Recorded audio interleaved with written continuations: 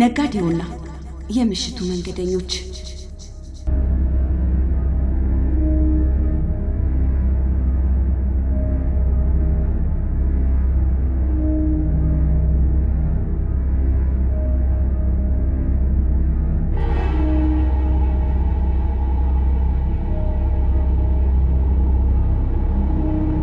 ከየመኝታቸው በድንጋጤ የተነሱ ሶስት ሰዎች ለሰላማዊ እንቅልፋቸው መቋረጥ ምክንያት የሆናቸውን ትዕይንት ከተመለከቱ በኋላ እረጭ ያለውን ከተማ እያቆራረጡ አርባ ምንጭ ዙሪያ ወረዳ ፖሊስ ጽሕፈት ቤት ሲደርሱ ከሌሊቱ 9 ሰዓት ሆኗል። ለሌሊቱ ቅዝቃዜ ካፖርቱን ኮሌታ ወደ ላይ ዘርግቶ ጥግ ላይ የቆመው በር ዘብ ጣቱን ወደ መሳሪያው ምላጭ እየሳበ ቁም አለ። ሰላማዊ ሰዎች መሆናቸውን እየተናገሩ ወደ በሩ ተጠጉ። ዘቡ ከተቀመጠበት ተነቃንቆ ወደ በሩ ተጠጋና ምን እንደሚፈልጉ ከጠየቃቸው በኋላ በሩን ከፍቶ ተረኛ ፖሊሶች ወዳሉበት ክፍል ወሰዳቸው። በዞን 1 ወረዳ 2 ቀበሌ 04 ውስጥ ከሌሊቱ 8 ሰዓት ላይ አውቶማቲክ የተኩስ ድምጽ ሰምተው ከየቤታቸው መውጣታቸውንና ከተኩሱ በኋላ የሴቶች ጩኸት ወደ ነገሰበት አንድ የአካባቢያቸው መኖሪያ ግቢ ሲሄዱ የቤቱ ባለቤት ግቢው ውስጥ ወድቆ ማየታቸውን ተናገሩ።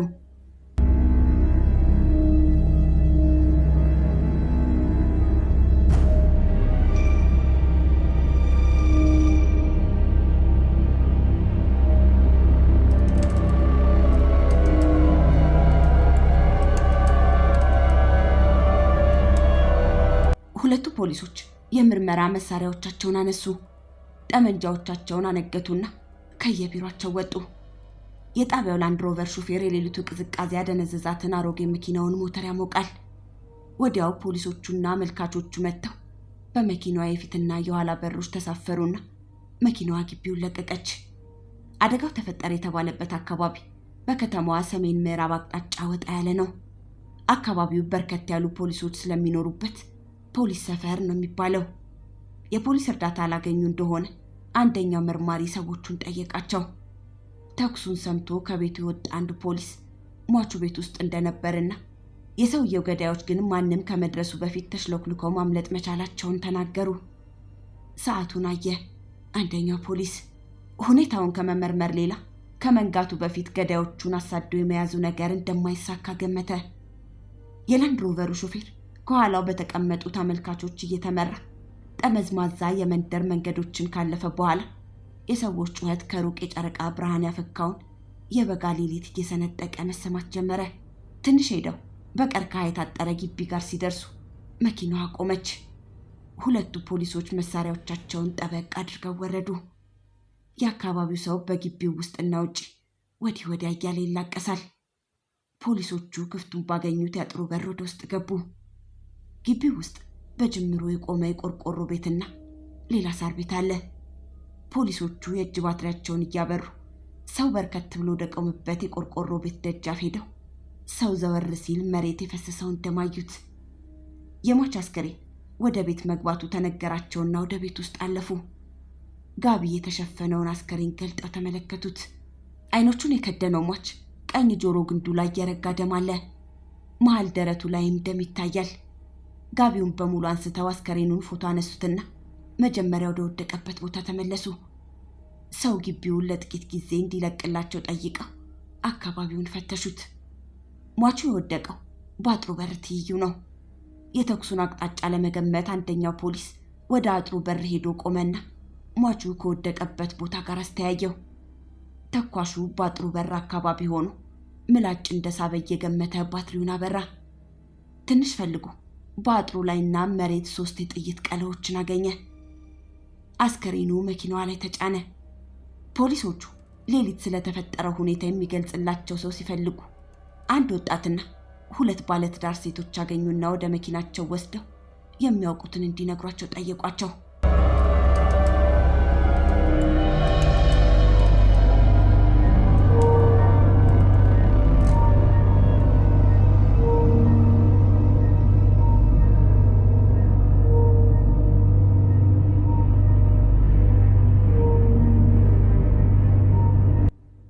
ሟቹ አጎቴና አሳዳጊ ነው የሚል ወጣት ነው መጀመሪያ የተናገረው። ትላንት በምሳ ሰዓት ከትምህርት ቤት ከተመለሰ በኋላ ከሰዓት ገበያ ውሎ ወደ ቤቱ መመለሱን በመግለጽ ጀመረ። ከዚያስ ምን ሆነ አለው አንደኛው ፖሊስ። የውጭውን በር ዘግቼ ወደ ቤት ስገባ ቡና ተፈልቶ አጎቴና ሚስቱ ሁለተኛውን እየጠጡ ነበር። ከዚያ በኋላ ተኛን። ሌሊት ድንገት ነቃው። ከውጪ ቆርቆሮ ቤት ውስጥ ያለው ጣውላ ይንኳኳል። በጎችና ጥጆች ይተራመሳሉ። ወዲያው ደግሞ ዶሮዎቹ ተንጫጩ። ፋሪሳ ሟች ካልጋው ራቁቱን ተነሳ። ሚስቱ አትውጣ አለችው። ንብረቴን ሌባ ሲዘርፈኝ ነው የማልወጣው ብሎ እኔ እንድነሳ ጠራኝ። ተነሳሁና በሩን ከፈትኩ። ከኋላ ያልፎኝ ወጣና ሄደ። ራቁቱን በመሆኑ ጋቢ እንዳቀብለው ሚስቱ አዘዘችኝ። ይዤ ልወጣ ስል ሩምታ ተተኮሰ። ፈርቼ ተመለስኩ። ቤተሰቡን ሁሉ እንዳይጨርሱ ብዬ የቤቱን በር ዘጋውና በቃ ቤቱ በኩል ባለ ቀዳዳ ወደ ውጪ ሳይ አጥሩ በር ላይ ሰው ተመለከትኩ። መልኩ አያስታውቅም። ከላይ እስከታች ጥቁር በጥቁር ለብሷል። አጭር መሳሪያ ይዟል። በአጥሩ ቀኝ በኩል ሮጦ ሄደ። ቤቱ ውስጥ ያሉት ያጎቴ ሚስትና ልጆች ሁሉ መጮህ ጀመሩ። ወዲያው የጎረቤት ሰዎች መጡና ድምፅ ስሰማ በሩን ከፍቼ ወጣሁ። ፋሪሳ ቆርቆሮ ቤት ደጃፍ ላይ ወድቋል። ደሙ ይፈሳል። ሁሉም ተጫጫኸ። አንስተን ወደ ቤት አገባ ነው። ጭንቅላቱና ደረቱ በጥይት ተመቷል ሲል ተረከ ወጣቱ።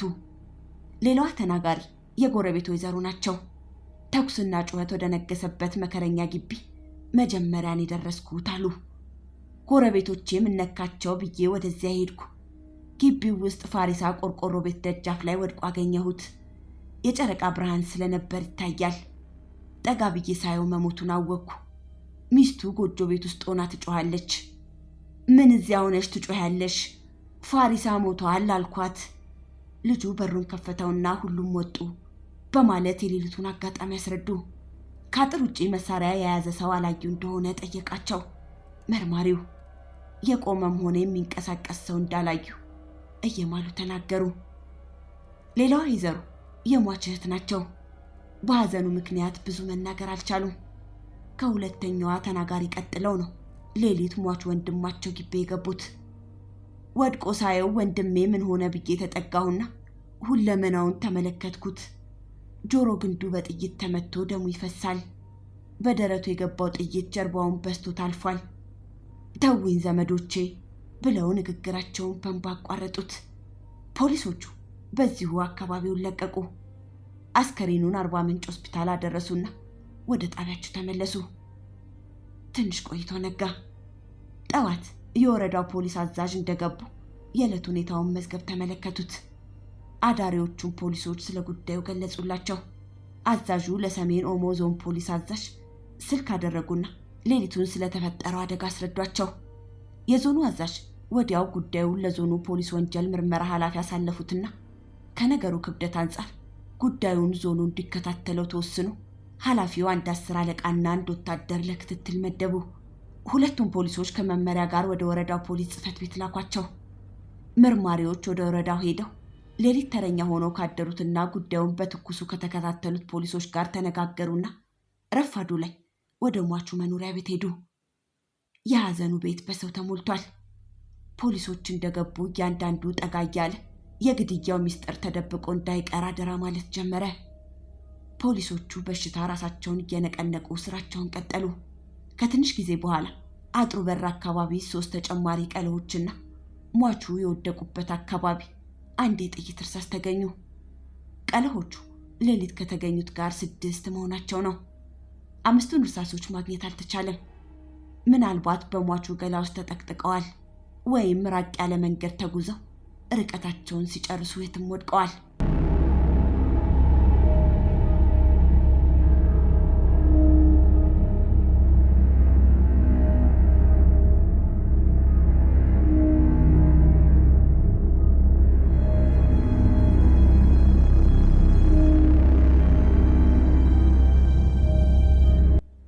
ፖሊሶቹ እስከ ምሳ ሰዓት ድረስ ለቅሶ ቤት ቆዩ።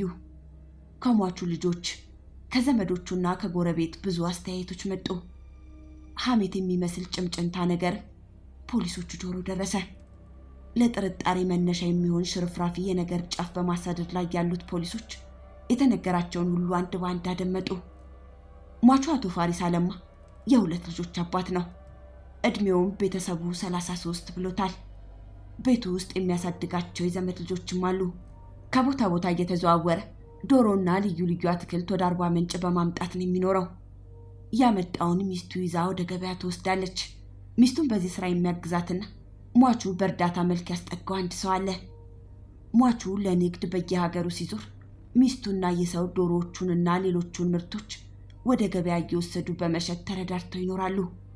አደጋው በተፈጠረበት ዕለት ጠዋት ከቡና በኋላ የፋሪሳ ሚስትና ይሄው የሚስቱ የንግድ ረዳት 10 ዶሮዎችን ይዘው ወደ ገበያ መሄዳቸውን ትናገራለች።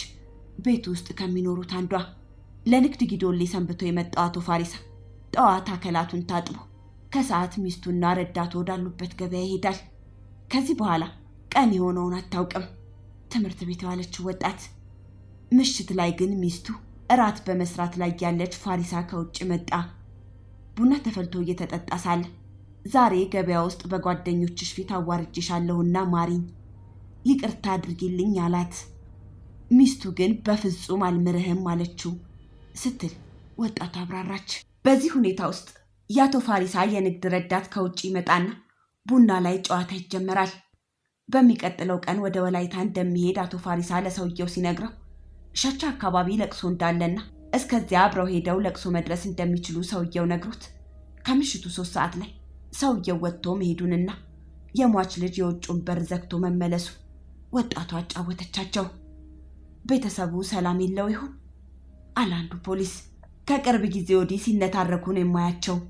እንዲያውም ባለፈው ሰሞን ፋሪሳ የጎረቤቶቹን ሽማግሌዎች ጠርቶ ይውልኝ እቺ ሴትዮ የምታደርግብኝ መተት እያለ አንድ በቀይ ቀለም የተጻፈበት ረጅም ብራና ነገር ሲያሳያቸው ነበር። እሷ ደግሞ እናቴ ከወላይታ ይላከችልኝ የቡዳ መድኃኒት ነው ስትል ነበር። እኔ እንጃ ብቻ አሉ ሴትዮዋ። የሰሙትንም ሐሜት ነገር ሹካሉት።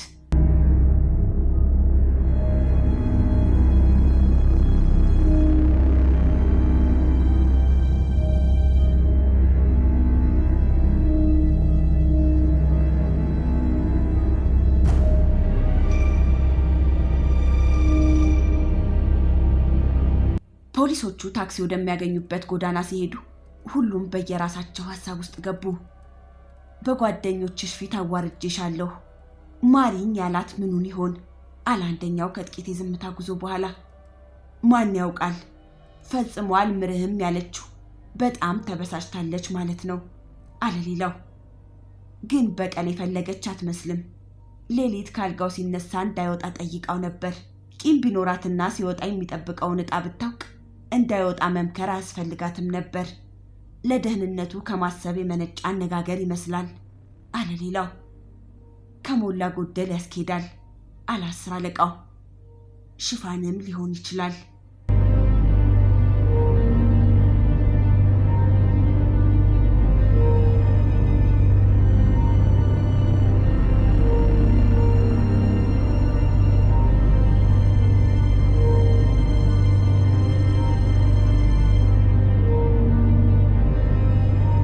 ፖሊሶቹ መስሪያ ቤታቸው እንደደረሱ ወደ ወንጀል መከላከል ኃላፊ ቢሮ ሄዱና ለውይይት ተቀመጡ። 10 አለቃው ማስታወሻውን ከፊልድ ጃኬቱ ኪስ አወጣና እየገላለጠ በለቅሶ ቤት አካባቢ ያጋጠማቸውንና የሰሙትን ለመቶ አለቃው አብራራለት።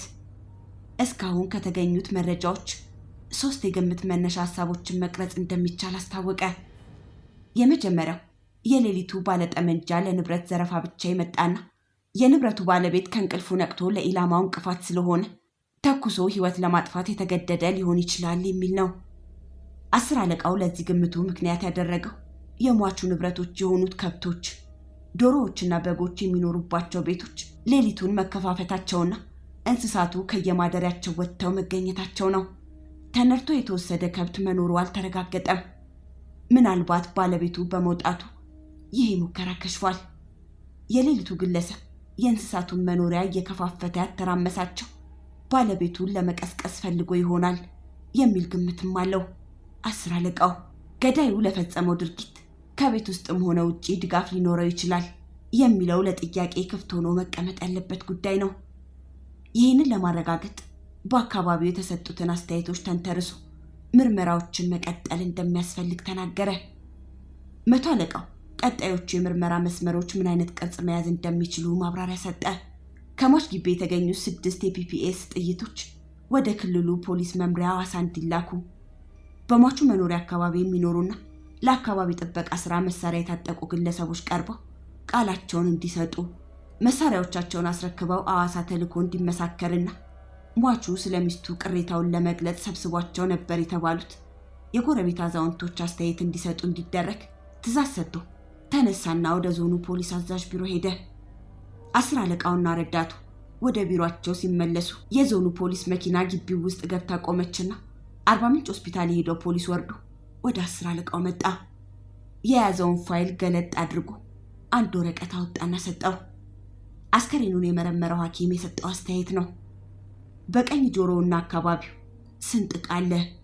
በቀኝ ጆሮው ኋላ በኩል በጣም ጥልቀት ያለው ሆኖ እስከታች አንጎሉ ድረስ የዘለቀ ቀዳዳ አለው ብለዋል ዶክተሩ። የአካባቢው ሰው ጉምጉምታ የነካካቸው የሟቹ ሰፈር ታጣቂዎች መሳሪያዎቻቸውን አስረክበው ለጥያቄ ቀረቡ። ከሚነፍስባቸው ወሬ አንዱ ከመካከላቸው አንደኛው መሳሪያውን ለገዳይ አከራይቷል የሚል ነው። ሁሉም ሟቹን በጓደኝነት እንደሚያውቁት ተናገሩ። ጸብ ነገር አልፎ አልፎ አለ። አንደኛው ሟቹ አንድ ቀን መሀይም ብሎኝ ተኳርፈን ታርቀናል አለ። ሌላው ለቅሶ ቤት ካርታ ስንጫወት ተጣልተን በሽማግሌ ታርቀናል አለ። ሌላ ከባድ ጸብ እንደሌለና የሟችን ገዳይ መፋረድ እንደሚፈልጉ እየማሉ አስታወቁ። የተጠያቂዎቹን መሳሪያዎች ሲመረምር የቆየው ፖሊስ ወደ 10 አለቃው መጥቶ የሁለቱ ጠመንጃዎች አፈሙዞች የባሩድ ሽታ እንዳላቸውና በቅርብ ቀን ሳይተኩስባቸው እንዳልቀረ ነገረው። ባለቤቶቹ የሚያስታውሱት ነገር እንዳለ ተጠየቁ። ከቀናት ውስጥ በአንዱ ወይም በሌላው በምሽት የጎዳና ጥበቃ ጥይት ሊተኮስ ይችላል ተባለ። የ10 አለቃው መሳሪያዎቹ ወደ ሐዋሳ እንዲላኩ ለፖሊሱ ነገረው።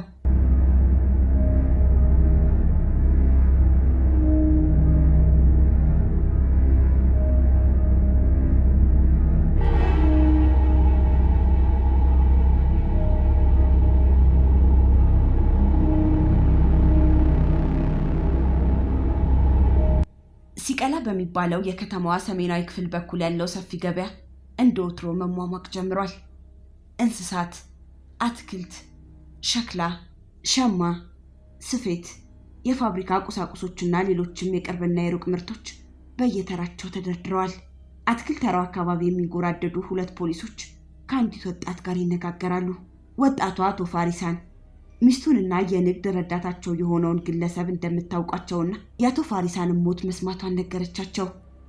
እንዲያውም በቅርቡ አቶ ፋሪሳ ከመሞቱ አንድ ቀን ቀደም ብሎ ወደዚህ ገበያ መጥቶ እንደነበር ገልጻ ሚስቱና ረዳቷ ጧት ያመጣቸው ዶሮዎች ስላልተሸጡ በጣም ተናዶ ለምን ዶሮ ተራ ወስደሽ አልሸጥሻቸውም? አንቺ ሆን ብለሽ እኔን ልታከስሪ ተነሳሽ ነሽ። ቀቅለሽ ልትበያቸው ነው ያስቀመጥሻቸው። አንጀትሽ ተቀቅሎ ይበላና ዛሬ አይሸጡና አንቺን ነው ቀቅዬ የምበላሽ አላትና ሄደ። ሚስቱ ማልቀስ ጀመረች። ይህ ሰውዬ ዘላለም በየገበያውና በየቤቱ ሲያዋርደኝ ይኖራል። አንድ ፊቱን ቢገለኝ አይሻልም? እንዲህ ሰው ፊት ከሚያበሻቅጠኝ ብላ ተንሰቀሰቀች። ለወትሮ በ12 ሰዓት የምትነሳዋ ሴትዮ ቀን በ8 ሰዓት እቃዋን ጠቅልላ ሄደች አለቻቸው። ፖሊሶቹና ወጣቷ ሲነጋገሩ የአካባቢው ጆሮና አይን መበርከቱን የተመለከተው መርማር ወደ ወጣቷ ጆሮ ጠጋ ብሎ አንድ ጥያቄ ሹካላት። ጭንቅላቷን በማመንታት ነቀነቀች። በውጪ ወሬው ይወራል፣ ባይኔ ግን አላየሁም አለችው። አመስግነዋት ዞር አሉና በአቅራቢያ ወዳሉት አሮጊት ሴት ሄደው በጨዋታ ተጠጓቸው። እኒህኛዋም አቶ ፋሪሳ እዚህ መጥቶ ሚስቱ ላይ የጮህበትን ቀን እንደሚያስታውሱ ተናገሩ። ሌላ ጥያቄ ያቀረበላቸው መርማሪው ወሬ ቢጤ አንዳንዴ ጆሯቸውን እንደሚጎበኘው ገለጹለት። እንዲያብራሩለት ጠየቃቸው። አይቶኝ ባይኔ ያላየሁትን ነገር ምን ኃጢአት ውስጥ ከተተኝ በሰው ወሬ እያሉ ተከላከሉ አሮጊቷ።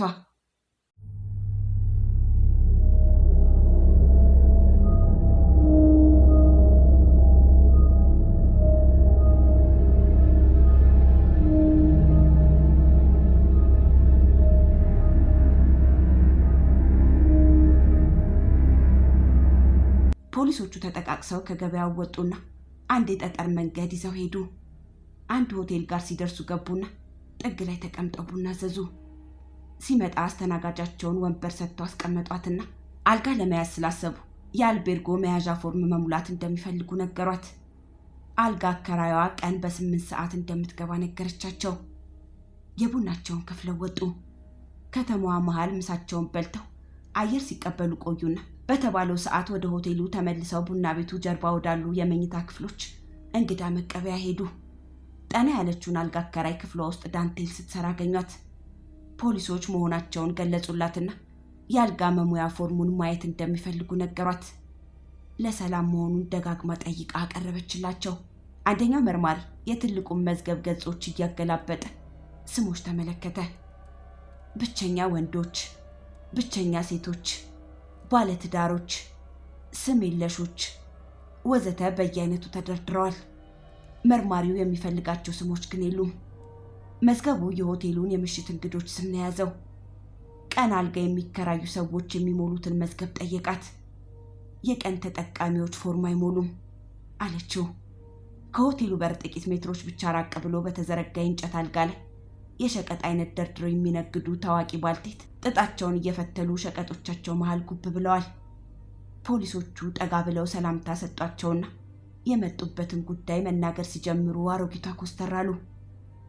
ዝም ለማግባባት ባደረጉት ሙከራ ሁሉ ሴትዮዋን ማናገር የማይቻል ሲሆን 10 አለቃው ወደ ኋላው ዞር አለ። ዩኒፎርም ለብሶ በጥበቃ ስራው መንገድ ላይ የሚንጎራደድ ፖሊስ አየና በምልክት ጠራው። ሲመጣ ምክንያቱን ነገረው። ፖሊሱ ወደ አሮጊቷ ቀረበና ወታደራዊ ሰላምታውን ጋብዞ የከተማዋ ፖሊስ ለውይይት ስለሚፈልጋቸው ካልጋቸው እንዲወርዱ በትህትና ጠየቃቸው። አሮጊቷ አንገታቸው ረዘመ። ነገር ውስጥ ባትከቱኝ ምን አለበት? ሰርቻ አልበላበትም በመንግስት ሀገር አሉ። በደህንነታቸው ላይ የሚመጣ ነገር እንደሌለ 10 አለቃው እጃቸውን መተው ቃል ገባላቸው። ፈገግ አሉ አሮጊቷ። ፖሊሶቹ በስም የጠቀሷቸውን ሰዎች በደንብ እንደሚያውቋቸው ተናገሩ። ባለፈው ሰሞን ብቻ ሰዓቱን በትክክል ትዝ አይለኝም፣ ከምሳ በኋላ እዚህ ሆቴል መጥተው ወደ አልቤርጎ አካባቢ ሲሄዱ አይቻለሁ አሉ በመጨረሻ። ቀኑን ጣታቸውን ቆጥረው ደረሱበት። ግንቦት 25 ነው። የዚህ ቀን ጀንበር ጠልቃ ሌሊቱ ከተከተለ በኋላ ነው አቶ ፋሪሳ የተገደለው።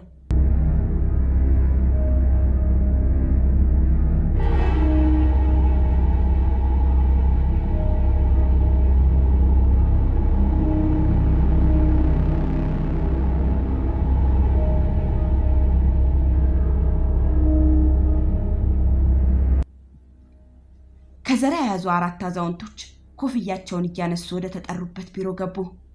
ተከታታይ ፖሊሶች ለስራ ወጥተዋል። ሰዎቹ የመጡበትን ጉዳይ የሚያውቅ ተረኛ ፖሊስ ተቀበላቸውና ወንበር ሰጣቸው። ጅምሩን የምርመራ መዝገብ ገልጦ አነበበና የተጠሩበትን ምክንያት ነገራቸው። ሰዎቹ ህዳር ወር ውስጥ አቶ ፋሪሳ 4ቱንም ወደ ቤቱ ጠርቷቸው እንደነበር ተናገሩ። አንደኛው አዛውንት ቀደም አሉና ቤት ገብተን ቁጭ እንዳለ የተጠቀለለ ብራና ነገር እየተረተረ ጉዴን ተመልከቱ፣ ባለቤቴ የምትሰራብኝም መተት እያለ ያሳየን ጀመር። ግዕዝ የሚመስል ጽሑፍ ነው። የአውሬና የሰው ስዕሎች አሉበት። በቀይና በጥቁር ቀለም የተጻፈው። ሚስቱ እናቷ ከወላይታ የላኩት የቡዳ መድኃኒት መሆኑን ተናግራ ከቤት ወጣችና በዚያው ጠፋች አሉ። ከዚያስ አለ ፖሊሱ። በነጋታው ፋሪሳ ፍለጋ መሄዴ ነው፣ የልጆቼን ነገር አደራ ብሎን ሄደ ሲሉ ጨመሩ። የት ተገኘሽ ታዲያ አለ ፖሊሱ። እኛም በበኩላችን ፍለጋ ጀመርን። በአራተኛው ቀን አንድ ሆቴል ውስጥ ከአንድ የምናውቀው ሰው ጋር ቪኖና ለስላሳ ይዘው እንደተቀመጡ አገኘናቸው። አንተ የሰው ሚስት ይዘህ ሆቴል ቤት ምን ትሰራለህ? ባሏ እየፈለጋት አይደለም እንዴ አልኩት። ምን አገባህ እደፋሃለሁ ብሎ አፈጠጠብኝ። በማግስቱ ወደ ወላይታ ልትሳፈር ስትል ባሏ አውቶቡስ ተራ አገኛትና ይዟት ወደ ቤት ተመለሰ አሉ አዛውንቱ።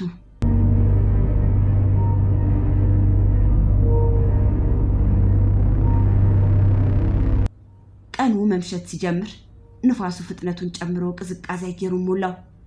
10 አለቃው ሰዓቱን አይታ አድርጎ ረዳቱን አሰናበተና ከሐሳቡ ጋር እሱም የቤቱን አቅጣጫ ያዘ። የወሬ ባሉ ባልታ ሲሰማው የሰነበተውን ነገር በዓይናችን አይተናል የሚሉ ሰዎች ብቅ ብቅ ማለት በመጀመራቸው በሌላ ወገን የሚመለከታቸው ሰዎች ላይ በቀጥታ እርምጃ መውሰድ የሚችልበት ሰዓት መድረሱን አመነበት።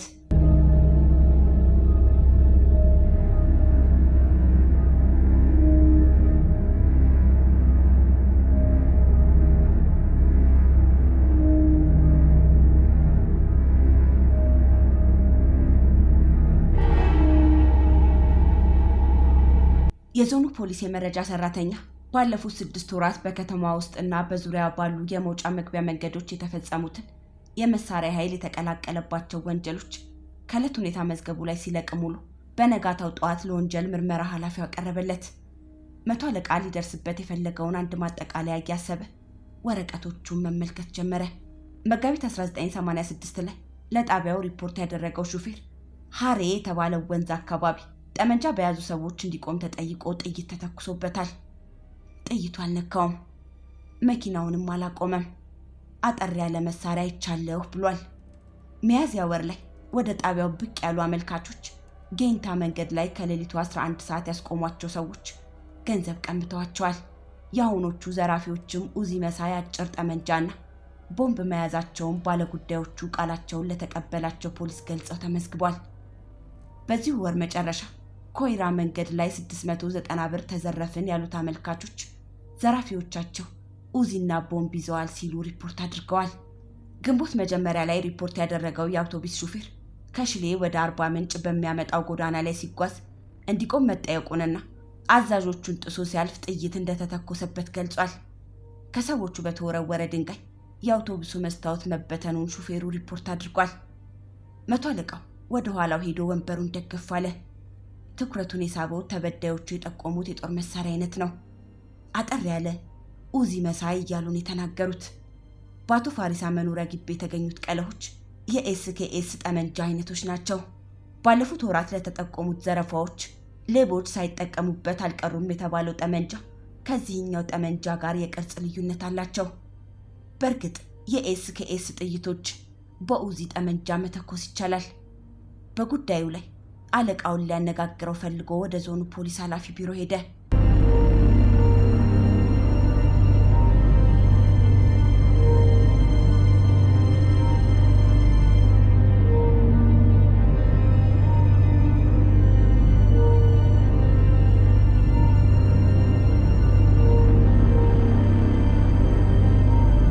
መሳሪያ ያነገቱ 2 ተከታታይ ፖሊሶች ከቤታቸው አጅበው ያመጧቸው አንድ ወንድና አንድ ሴት ወደ አንድ ባዶ ቢሮ ወሰዷቸው። አንደኛው ፖሊስ 10 አለቃ ወዳለበት ቢሮ ሄደና በሩን ከፈት አድርጎ መተዋል አለው። ወጥቶ ሄደ። ሐዘን ከለበሱት እንግዶች ጋር 2 ሆኖ የተጀመረው ክርክር ግማሽ ቀን አስፈለገው።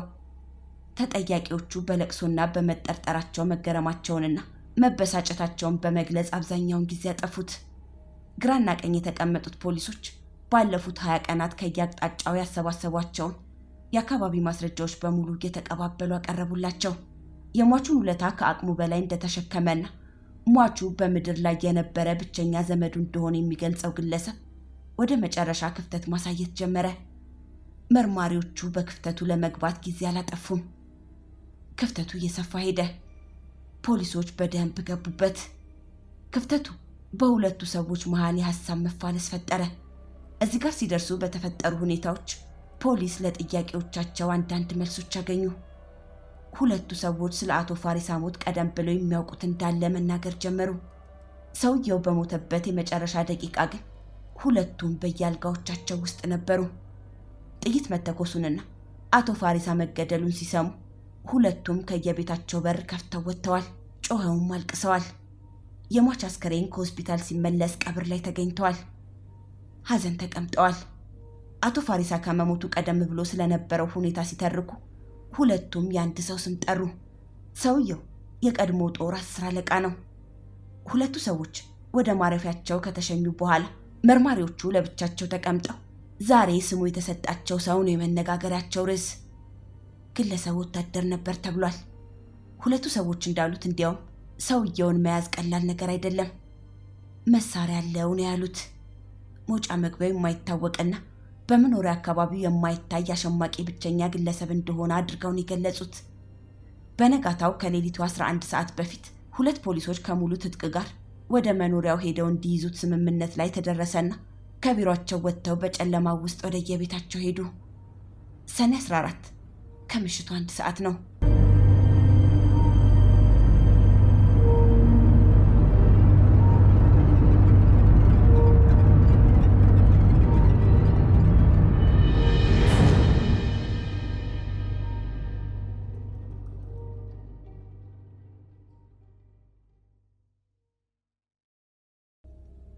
ከምሽቱ 3 ሰዓት ላይ የአርባ ምንጭ ዙሪያ ወረዳ ፖሊስ ጽሕፈት ቤት ተነቃነቀ።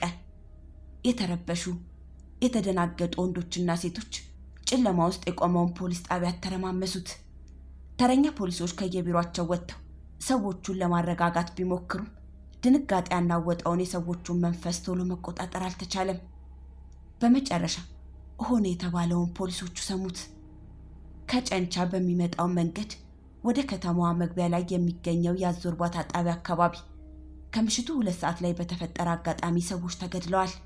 የአሁኖቹ አመልካቾች በአውቶማቲክ ተኩስ ተበሳሳች ካሏት አነስተኛ ቶዮታ ፒካፕ ላይ ወርደው ለማምለጥ የቻሉ መሆናቸውን ተናገሩ። 3 የሌሊት ተረኛ ፖሊሶች ጠመንጃዎቻቸውን አንስተው ወጡና የተባለውን አቅጣጫ በእግራቸው ጀመሩት። የመረጃ ክፍሉ ሰራተኛ ወደ ዞኑ ፖሊስ ስልክ ደውሎ አጋጣሚውን ሪፖርት አደረገ። የዞኑ ወንጀል መከላከል ኃላፊ ቢሮው ነበር። 2 ተረኛ ፖሊሶች አስከትሎ በላንድ ሮቨር ከጣቢያው ወጡ። ዝናብ ባካፋበት ጠጠር መንገድ ላይ ጥቂት እንደተጓዙ ወደ አደጋው ስፍራ የሚገሰግሱት 3 ፖሊሶች በሩቅ አዩአቸው። የመኪናው የፊት መብራት እየከበደ ሲሄድ ፖሊሶቹ ከመንገዱ ግራና ቀኝ ተፈናጥረው ወጡና ጀርባቸውን ለጫካው ሰጥተው መሳሪያዎቻቸውን ደገኑ። ነገሩ የገባው የላንድ ሮቨሩ ሹፌር በመብራት ምልክት እየሰጠ ቀረበና ቆመ። እግረኞቹ በኋላ በር ገብተው ጉዞውን ቀጠሉ። የ20 ደቂቃ መንገድ ነው። የከተማዋን መጨረሻ መንደሮች አለፍ እንዳሉ ወደ መንገድ ዳር በጣም ወጥታ የቆመች መኪና ተመለከቱ። 100 ሜትር ያህል ርቀት ላይ ሲደርሱ መኪናቸውን አቆሙና ፖሊሶቹ እየወረዱ መሳሪያዎቻቸውን ደግነው ግራ ቀኝ የተገላመጡ ተጠጉ። ክብድ ባለው የክረምት ምሽት የከተማዋ መሃል ቻቻታ ድምፅ ከሩቁ ይሰማል። ፖሊሶቹ መኪናዋ ጎን እስኪደርሱ አደናቃፊ ነገር አልገጠማቸውም። ፊታቸውን ወደ ጫካው አዙረው ቆሙ። 100 አለቃው ከላንድ ሮቨሩ ወርዶ መጣና መኪናዋ ላይ ባትሪውን አበራ። ሾፌሩ ላንድ ሮቨሩን አስጠግቶ የራሱን መብራት በኃይል ለቀቀው። መኪናዋ በግልጽ ታየች። ቡላ መልክ ቶዮታ ናት። ጎኗ ላይ ትልቅ መስቀል የተሳለበትና ወንጌላዊት መካነ ኢየሱስ የሚል ስም የተጻፈባት ናት። የፊት መስታወቷ እንደ ጨው ተበትኗል። 100 አለቃው ወደ ጋቢናው ተጠግቶ ባትሪውን ወደ ውስጥ አበራው። ሾፌሩ መቀመጫ ላይ ሰው አለ። መሪው ላይ በደረቱ ስለተደፋ ከጀርባው ነው የሚታየው። 100 አለቃው በሩን ከፈተው። የመኪናዋ ውስጥ በደም ታጥቧል። እንቅልፍ ላይ ያለ የሚመስለው ሾፌር ከፊት ለፊት በተተኮሰ ጥይት ተደብድቦ ሕይወቱ እንዳለፈ ሲያረጋግጥ 100 አለቃው በቅሬታ ራሱን እየነቀነቀ አጠገቡ ላለው ፖሊስ ምልክት ሰጠው። አስከሬኑን በቃሬዛ ጭነው ወደ ላንድ ሮቨር ወሰዱት። ከጥቂት ጊዜ በኋላ አንድ ድንገተኛ ንቅናቄ ወደ ጫካው ዞሮ የቆሙትን ፖሊሶች ወደ አንድ አቅጣጫ አነቃነቃቸው። ውሃ ቦይ ውስጥ የተጋደመ ነገር አለ። አንደኛው ፖሊስ ጠመንጃውን ደግኖ የእንቅስቃሴውን እድገት ተመለከተው። አንድ ባዶ ብቸኛ እጅን የሚነቃነቀው የእርዳታ ጥሪ ይመስላል። ፖሊሱ ተጠጋ። 100 አለቃው ባትሪውን ይዞ መጣ። ጭቃ ውስጥ የወደቀው ግለሰብ በስቃይ ድምፅ እያቃሰተ እንዲያነሱት ጠየቃቸው። ፊቱ በደም ተበክሏል። እሱም በቃሬዛ ወደ ላንድ ሮቨሯ ተወሰደ። የመኪናዋን ዙሪያ ሲፈትሽ የቆየው መርማሪ 7 የጥይት ቀለዎች ለቀመ። ቁስለኛውን ወደ ሆስፒታል እንዲወስደው 100 አለቃው ለሹፌሩ ትዕዛዝ ሲሰጠው ከወደ ጫካው ውስጥ የሴት ውታ ተሰማ። ከሰማይ የሚወርድ ይመስላል። 2 ፖሊሶች ድምፅ ወደ ተሰማበት አቅጣጫ መንገዱን ተሻግረው ሮጡ። ሴትየዋ እያለቀሰች እንዲረዷት ጠየቀቻቸው። ፖሊሱ ባትሪውን ወደ ዛፎች ጫፍ አበራ። ትልቅ ዛፍ ቅርንጫፍ ላይ ተጣብቃ የተቀመጠች ሴት ተመለከቱ። እየተገረሙ ወደ ዛፉ ተጠጉና እንድትወርድ ጠየቋት። ተንሸራታ ወረደች። ካፏ ደም ይፈሳል። ብርድ ይንጣታል። ደግፈው ወደ ላንድ ሮቨሯ መጧት። ቶዮታዋ ጋቢና ውስጥ እንደነበረችና ተኩስ ከተከፈተባቸው በኋላ ወርዳ ስትሮጥ ከኋላዋ የነበረ ሌላ ተሳፋሪ አቃስቶ ወድቆ እንደነበር ነገረቻቸው። ፖሊሶቹ እንደገና አካባቢውን በባትሪ ፈተሹት። ሌላ ሰው አልተገኘም። ፖሊሶች አንድ አስከሬንና 2 ቁስለኛ ይዘው ወደ አርባ ምንጭ ሆስፒታል ከነፉ።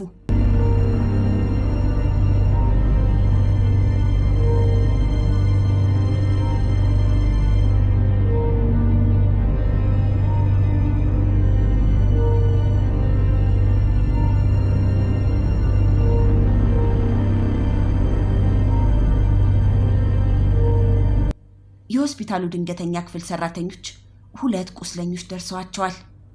ሁለቱም ህፃናት ያቀፉ ናቸው። አንደኛዋ ቀኝ ክንዳቸው ላይ የተመቱት፣ ሌላዋ ግራ ጎናቸው ላይ ቆስለዋል። ፖሊሶቹ ጠጋ ብለው ለማነጋገር ሞከሩ። ሴቶቹ በህመም እያቃሰቱ ብዙ መናገር ባይችሉም ማምሻውን ከጨንቻ ሲመጡ አርባ ምንጭ መግቢያ ላይ ያስቆሟቸው 3 ሰዎች በከፈቱባቸው ተኩስ ተቆሰሉና ከመኪናዋ ወርደው በጫካ እየተሽለኮለኩ አምልጠው እዚህ የመጡ መሆናቸውን ለመናገር ቻሉ። ፖሊሶቹ ስለ ሰዎቹ ማንነት ያውቁ እንደሆን ጠየቋቸው። ሰዎቹ ፊታቸውን በጨርቅ የሸፈኑ ናቸው አሉ። አንዱ አጭር መሳሪያ ይዟል፣ ሌላው ቦምብ ጨብጧል፣ ሶስተኛው እጅ ላይ ምንም አይታይም ሲሉ አብራሩ። ተኩሱ በምን ምክንያት እንደተጀመረ ጠየቋቸው። ማን ያውቃል? ሊዘርፉን የፈለጉ ሰዎች ናቸው መሰለኝ። እኔ ከላይ ነው የተጫንኩት። አዞርባታ ጣቢያው ጋር እስክንደርስ ድረስ በሰላም ተጓዝ ነው። ወደ ከተማዋ ልንገባ ትንሽ ሲቀረን መኪናችን ቆመች። ወደፊት ሳይ አንድ ትልቅ ግንድ መሃል መንገድ ላይ ተጋድሟል። 3 ሰዎች መጡ። ሞተር አጥፋ እያሉ ሹፌሩ ላይ ሲጮሁበት ይሰማኛል። በምን ምክንያት እንደሆነ አላውቅም። አንደኛው ምን ዝም ብለህ ታየዋለህ ብሎ ሲጮህ ይሰማኛል። ወዲያው ሩምታ ለቀቀብን። መጫጫ ሆነ። እየዘለልን ወረድን አሉ አንደኛዋ ሴት ፋሻ ይዛ ለመጣችው ነርስ የቆሰለ እጃቸውን አቅንተው።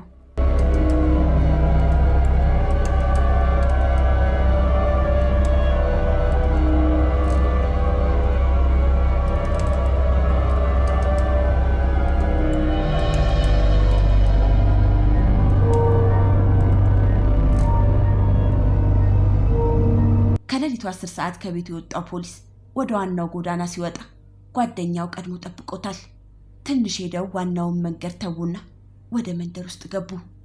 በዝናብ በረጠበ ጭቃማ መንገድ እየተጠማዘዙ እንቅልፍ ላይ ባሉ መንደሮች ውስጥ አለፉና አንድ ቦታ ሲደርሱ ቆሙ።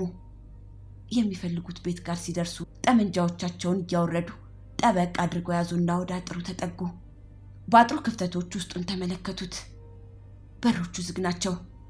የሚነቃነቅ ነገር የለም። አንደኛው ወደ ጀርባ ዞሮ የኋላውን በር ተመለከተ። ዝግ ነው።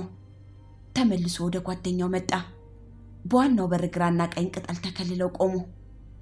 ለግማሽ ሰዓት ያህል ምንም ለውጥ የለም።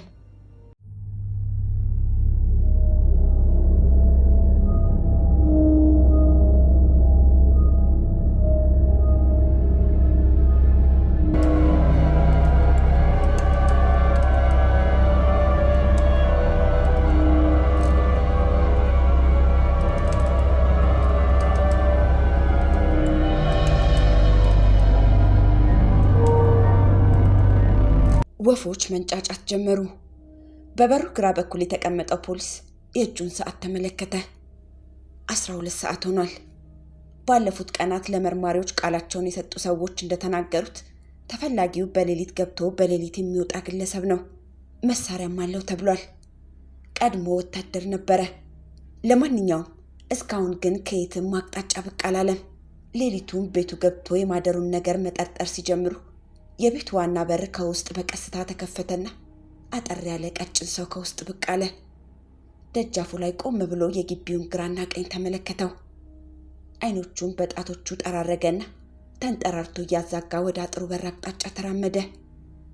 ፖሊሶቹ መሳሪያዎቻቸውን በቅጠል ውስጥ ደገኑ። ስለ ቁመናው የተነገራቸውና ራሱ መሆኑን የሚያወቁት ሰው ወደ እነሱ በመጠጋት ላይ ነው። የአጥሩን በር ከፍቶ ሲወጣ ሁለቱም ከተደበቁበት ወጥተው መሳሪያቸውን አሳዩት። እንዳያቸው እጆቹን ወደ ላይ አንስቶ ቆመ። ደንግጧል። ሰውነቱ ሲንቀጠቀጥ ልብሱ መርገፍገፍ ጀመረ። ዘና እንዲል ነገሩትና ተጠክተው ፈተሹት። አደገኛ ነገር አልያዘም። ለጥያቄ እንደተፈለገ ነገሩትና መሃላቸው አድርገው በጎን እያዩት ጣቢያ ደረሱት።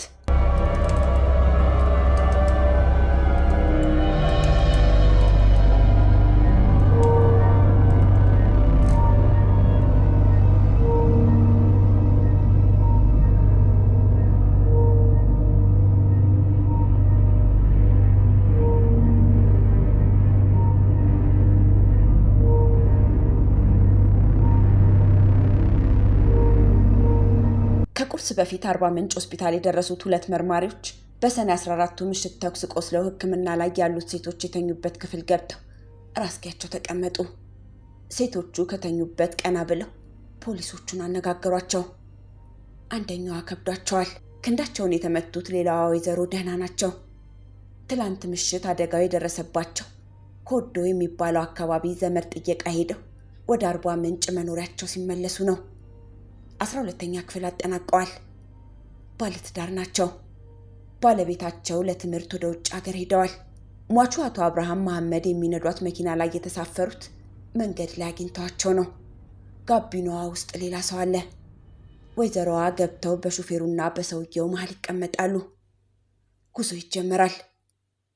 ከዚያስ አለ ፖሊሱ። ጨንቻ ስንገባ 12 ሰዓት ሆኗል። ጋሻ አብርሃም ነዳጅ እንደሚያስፈልግ ተናገሩና ነዳጅ አስሞሉ። ልንንቀሳቀስ ስንል ሁለት ሰዎች እርዳታ ጠየቁና ካሶኒው ላይ ወጥተው ተቀመጡ። ዶርዜ በሰላም ደረስን። ደገቻ የሚባል ቦታ ስንደርስ ሌሎች ሰዎች እጃቸውን እያውለበለቡ እርዳታ ጠየቁ። ይጓዙባት የነበረች ላንድሮቨር መንገድ ዳር ቆማለች። መበላሸቷን ተናገሩ። ጋሻ አብርሃም ሰዎቹ እንዲሳፈሩ ፈቀዱላቸውና ተሳፈሩ። 5 ናቸው። ጨንቻ ማዞሪያ ኬላ ጋር ስንደርስ ለፍተሻ ቆምን። እዚያም 2 ወንዶችና አንዲት ሕፃን የታቀፈች ሴት ወደ አርባ ምንጭ እንዲወስዷቸው ጋሻ አብርሃምን ጠየቁና ከላይ ተሳፈሩ። ከምሽቱ 1 ሰዓት ተኩል ላይ ከኬላው ተነስተን 2 ሰዓት ላይ አርባ ምንጭ መግቢያ አካባቢ ደረስን። መግቢያው ጋር ያለውን ያዞርባታ ጣቢያ አለፍ እንዳልን ከፊት መንገዱ ላይ የተጋደመ ትልቅ ግንድ ተመለከትን። ሾፌሩ የመኪናዋን መብራት ከፍ ሲያደርጉት ግንዱ በደንብ ታየ። 2 ሰዎች በመንገዱ ግራና ቀኝ ቆመዋል። አንዱ ጠመንጃ ይዟል። ሌላው ቦምብ መሳይ ነገር ጨብጧል። በግራ ያለው አጭር፣ በቀኝ ያለው ረጅም ነው። ግንዱ ጋር ስንደርስ ጋሻ አብርሃም መኪናዋን አቆሙ። 2 ሰዎች ወደ መኪናዋ መጡ። መብራት አጥፉ፣ ሞተር አጥፉ እያሉ ጮሁ። ጋሻ አብርሃም ገንዘቡን አንሳና ዞር አድርግ አሉት አቶ ተዋበን። ጋቢና ያለውን ሰው በኢየሱስ ስም አሉ ሁለቱም። ወዲያው ተኩስ ተከፈተ። ወይኔ ዘራፊዎች ናቸው ብዬ በሩን ልከፍት ወደ ቀኝ ስወረወር ተዋበ በሩን ከፈተና ተደራርበን ወደቅን። ከላይ ያሉትም ሰዎች እየዘለሉ ወረዱና ወደ እርሻው ውስጥ ሮጡ። እኛም ሮጥን። ትንሽ ሄደን ተዋበ ወደቀ። መደበቁ መስሎኝ ነበር። ያንኮራፋ ጀመር። እንደተመታ ገባኝ። መሞቱ ስለመሰለኝ ትቼው አጎንብሼ እየተንፏቀቅኩ ወደ እርሻው አቅጣጫ ሄድኩ። ራቅ ስል ተነስቼ ሮጥኩና ጫካ ውስጥ ገባሁ። ደም የሸተተው አውሬ ወጥቶ እንዳይበላኝ ስለፈራሁ ዛፍ ላይ ወጥቼ ቅርንጫፍ ይዤ ተቀመጥኩ። የተኮሱብን ሰዎች ወደ እኛ አቅጣጫ መጡ። ሁሉም የሞቱ መስሎኝ ነበር አለ አንደኛው።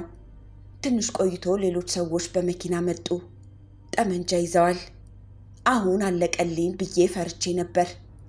ፖሊሶች መሆናቸውን ሳውቅ ቀለል አለኝ። እንደደረሱልኝ ኡኡ ብዬ ጮኩኝ አሉት።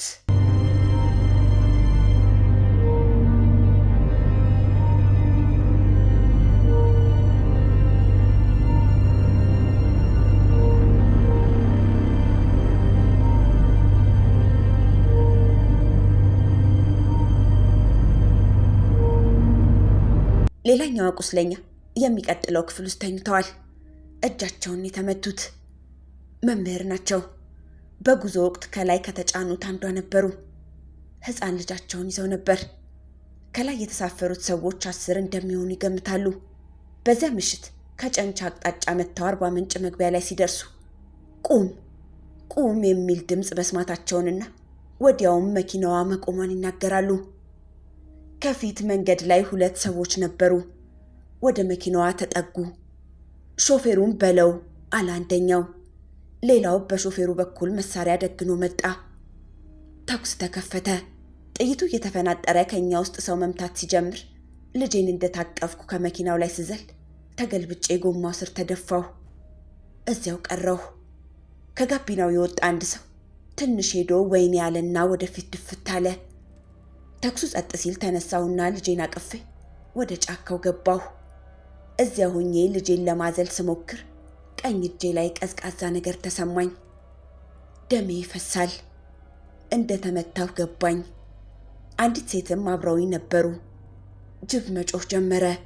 በጫካው ውስጥ መንገድ ስላጣን ተመልሰን ወደ ጎዳናው ወጣን። ያቺ መኪና መብራቷ እንደበራ ዳር ላይ ቆማለች። አንድ መኪና ከሩቅ ሲመጣ እንዲያቆምልን ለመነውና ሆስፒታል አደረሰን አሉ። ተኳሾቹን ያውቃቸው እንደሆነ ፖሊሱ ጠየቃቸው። ጨለማ በመሆኑ ልለያቸው አልቻልኩም። ተኳሹ ግን ወደ አረንጓዴ የሚያደላ ልብስ የለበሰ ይመስለኛል። ነጣ ባለ ጨርቅ ፊቱን ሸፍኗል አሉት።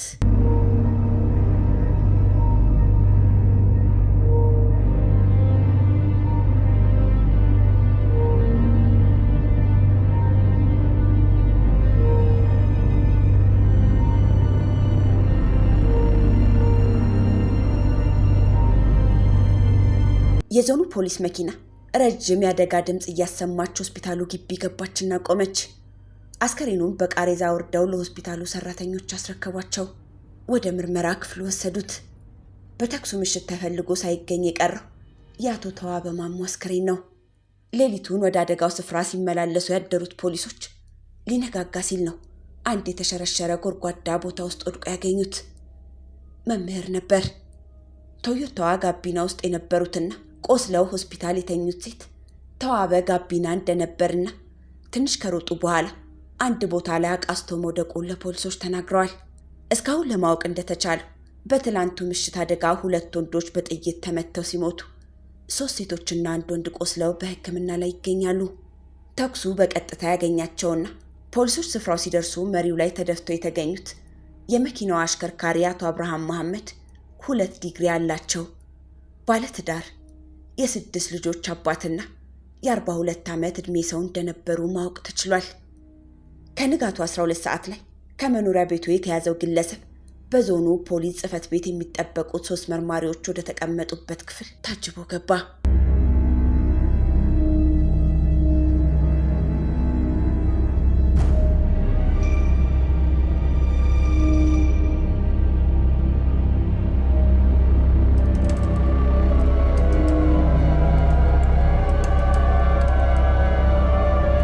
አንድ ወር ባልሞላ ጊዜ ውስጥ በደረሱት 2 አደጋዎች የተገረመው የከተማዋ ነዋሪ አስተያየት ፖሊሶቹን በየሄዱበት ይከተላቸዋል።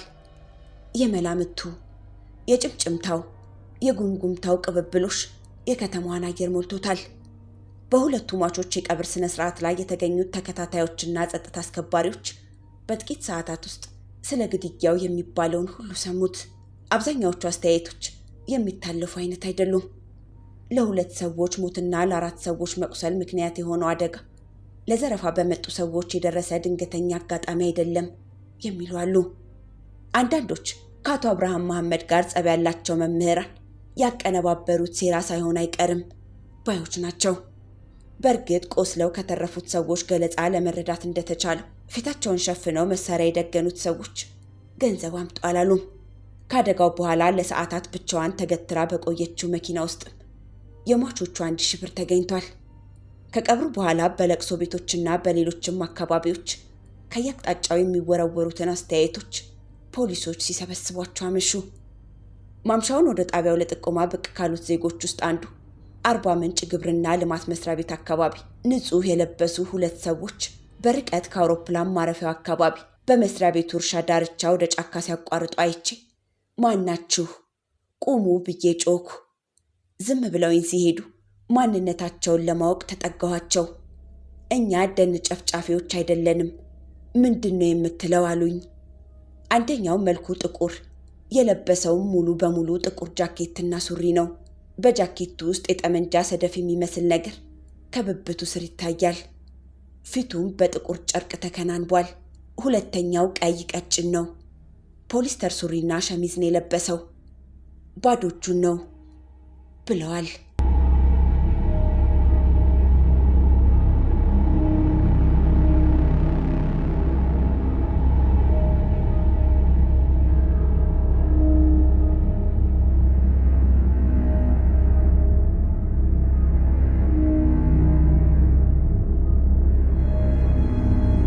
የእናቱ አብርሃምን ግድያ ለመመርመር የተቋቋመው ሁለተኛው የክትትል ቡድን ካገኛቸው አስተያየቶች በመነሳት ለጥያቄ የፈለጋቸውን የአርባ ምንጭ ተግባረ ዕድ ትምህርት ቤት ኃላፊዎች፣ መምህራንና ሌሎች ሰዎች በአስቸኳይ መጥሪያ እንዲቀርቡ አደረገ።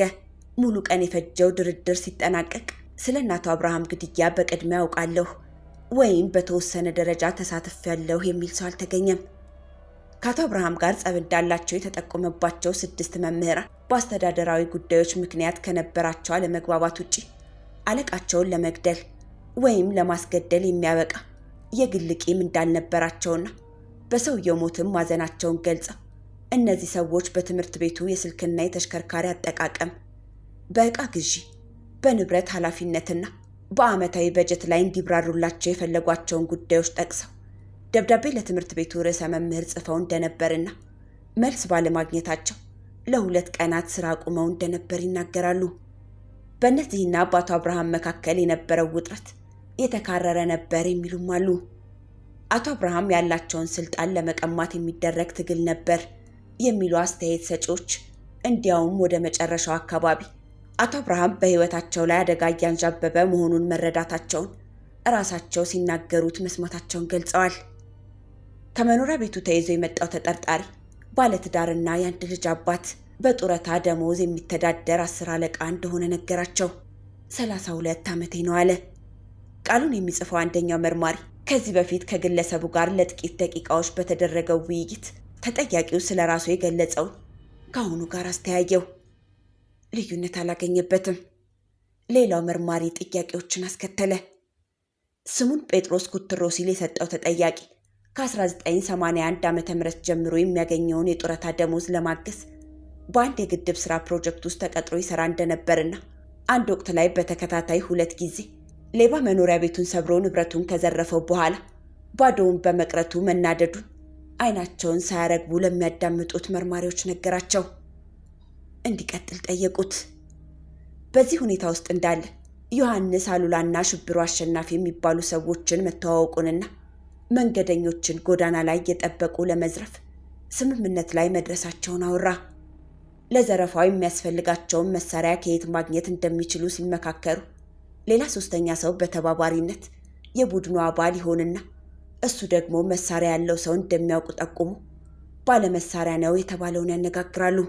ግለሰቡ ይስማማና ጠመንጃውን ይዞ በመውጣት ጥቂት የተሳኩና ያልተሳኩ የዘረፋ እንቅስቃሴዎችን ያደርጋሉ። አልፎ አልፎ አይሳኩም አለ ተጠያቂው። አንደኛው መርማሪ ወንጀሎች የተመዘገቡበትን የዕለት ሁኔታ ፋይል እየገላለጠ ግለሰቡ አደረገን የሚላቸውን ዘረፋዎች ፈለጋቸው። አብዛኞቹ ሪፖርት ተደርገው ተመዝግበዋል። ንብረታቸውን የተዘረፉ ወይም አደጋ የተቃጣባቸው ሰዎች በተለያዩ ጊዜያት ያስመዘገቡትን ቃል ጣልቃ ገብቶ አነበበለት። ድርጊቶቹ በሱ የዘረፋ ቡድን መፈጸማቸውን አመነለት። ትረካውን እንዲቀጥል ጠየቁት። እስከ 1986 ሚያዝያ ወር ድረስ እንደዚህ ከቀጠሉ በኋላ ኤልያስ ዘውገ ሲል በስም የጠቀሰው ባለ ጠመንጃ ወደ ዘረፋው ለመሄድ እንደማይችል ይገልጻል። ጠመንጃውን እንዲሰጣቸው ሲጠይቁት መያዣ ይጠይቃል። በዘረፋው ከምታገኙት ታካፍሉኛላችሁ ሲለን እንደምናካፍለው ገለጽንለት። ከዚያ ወረቀት አውጥቶ እኔ የ10 አለቃ ጴጥሮስ ኩትሮ ለገጠመኝ የግል ችግሬ ረዳኝ ዘንድ ከአቶ ኤልያስ ዘውገ 1000 ብር ተበድሬያለሁ። ገንዘቡን ሰኔ 30 ቀን 1986 ለመመለስ ነው የተበደርኩት። በዚሁ ቀን ባልመልስ በባንክ ሕግ መሰረት ወለድ ለመክፈል ተስማምቻለሁ። ይህ ውል በፍትሐ ብሔር ሕግ ቁጥር 1731 እና 2005 መሰረት ሕጋዊነት አለው ስል ፈርሜያለሁ።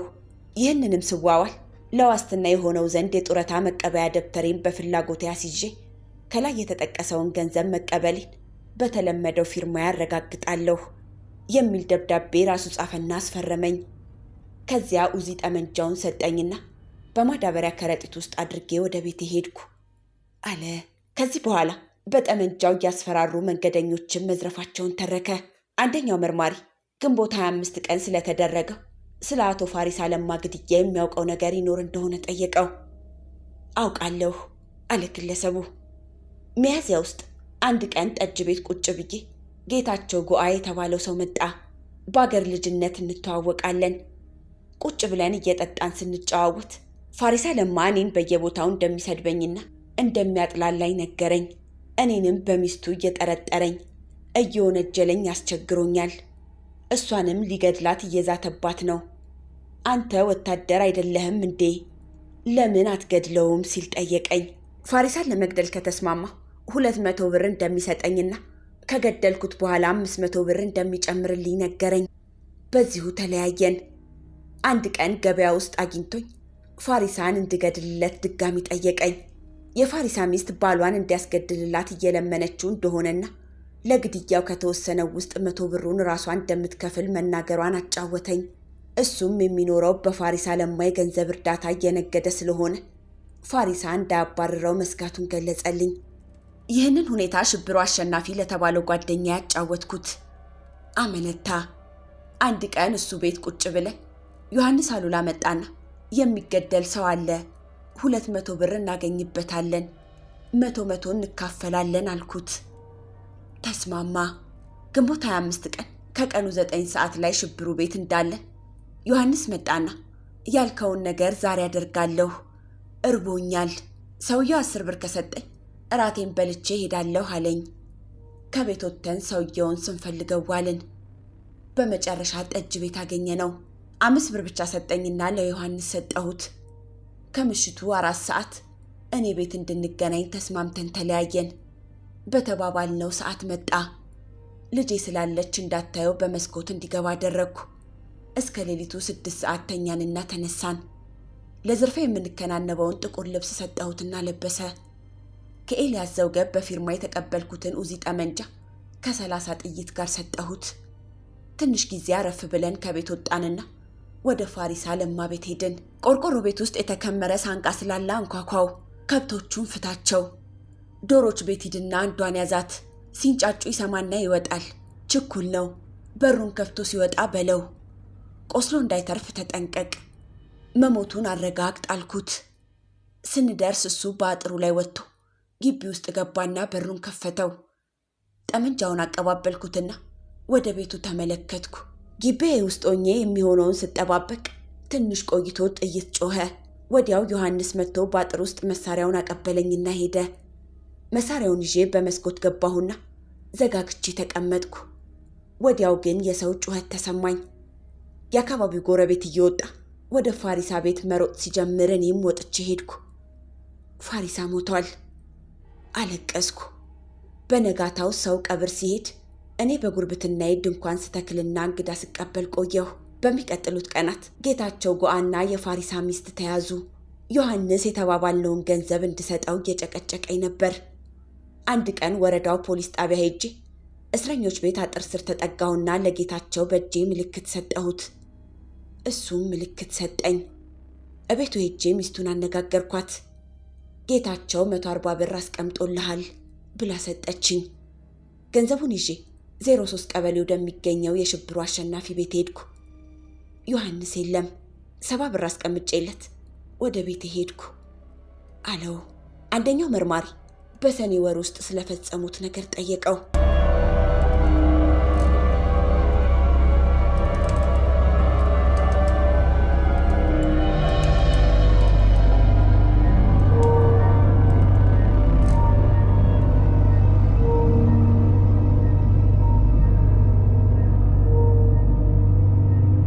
የዕለት ሁኔታ መዝገብ የያዘው ሌላው መርማሪ ተጠያቂው ወደ ዋናው ጉዳይ ከመምጣቱ በፊት ሌሎች ነጥቦችን ሊያነሳለት ፈልጎ ጣልቃ ገባ። ከሚያዝያ 1986 አቶ ፋሪሳ እስከተገደለበት ግንቦት 25 ድረስ ባሉት ጊዜያት ስለተፈጸሙት ዘረፋዎች ምልክት ያደረገባቸውን ገጾች እየገላለጠ በአንዳንዶቹ ላይ ማብራሪያ ጠየቀው። ሚያዝያ ወር ውስጥ ዕለቱን አላስታውስም። አንድ ቀን ከምሽቱ 2 ሰዓት ላይ ጠመንጃውን በማዳበሪያ ከረጢት በማድረግ ሄድን። ሐሬ ወንዝ ስንደርስ ከምሽቱ 3 ሰዓት ሆኗል። ፊታችንም በፌስታል ሸፈንና ቦታ ቦታ ይዘን ስንጠባበቅ መኪና ብቅ አልላለ። ወደ ቤታችን ተመለስን።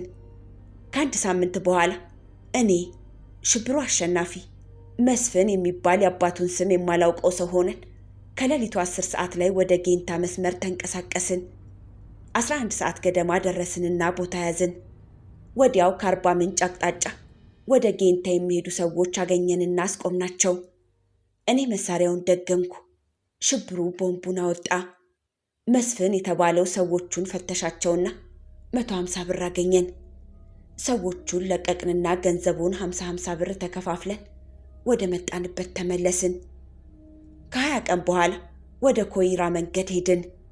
በዚህኛው ጉዞ ገዛኸኝ ገለታ የሚባል ሰው አብሮን ነበር። ፊታችንን በጨርቅ ሸፍነን ጫካ ውስጥ ተደበቅን። ከንጋቱ 12 ሰዓት ነው። ትንሽ ቆይቶ የኮይራ ተወላጆች ከአርባ ምንጭ ወደ ኮይራ አቅጣጫ ሲጓዙ ከጫካ ወጥተን አስቆምናቸው። ኪሳቸውን በርብረን 690 ብር ወሰድንና ለቀቅናቸው። ለእያንዳንዳችን 230 ብር ደረሰን።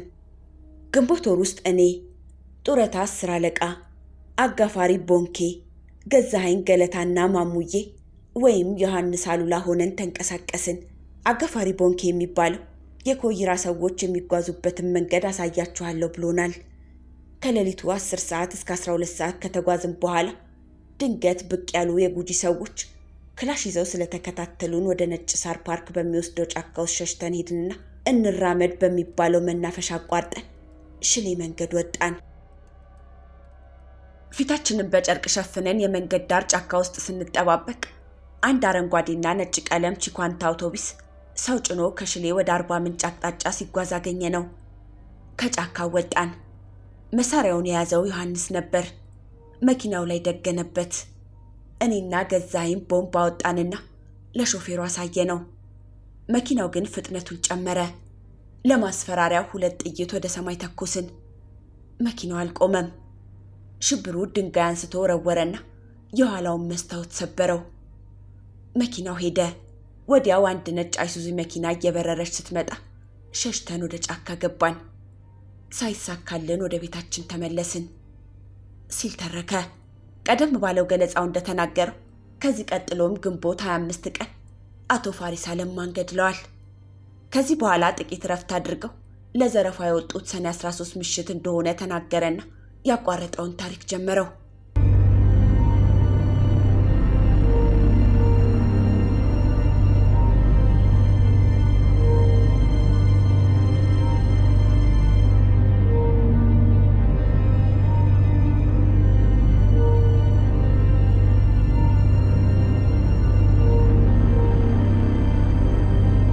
ሰኔ 13 ከምሽቱ 2 ሰዓት ሲሆን ከጫኑ የሚመጡትን ሰንጋ ነጋዴዎች ለመዝረፍ መሳሪያችንን ሸራ ሻንጣ ውስጥ አድርገን ሄድን።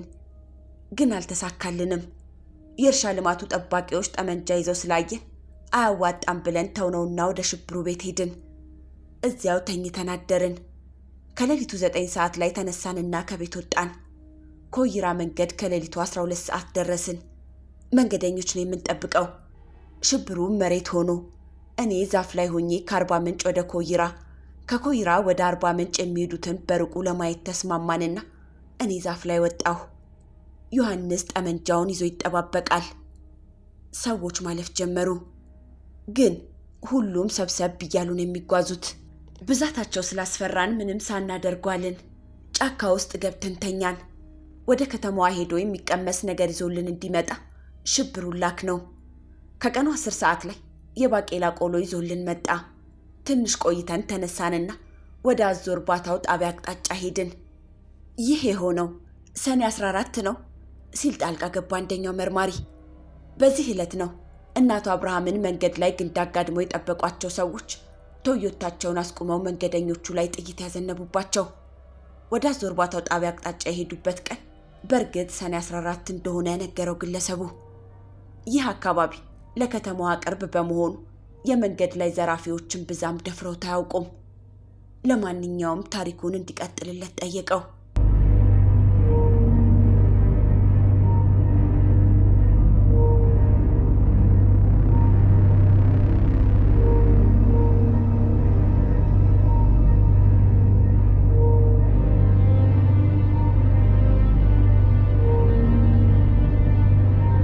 እርባታ ጣቢያውን አለፍ እንዳልን ዘረፋውን ለመሞከር አመቺ ቦታ መረጥን።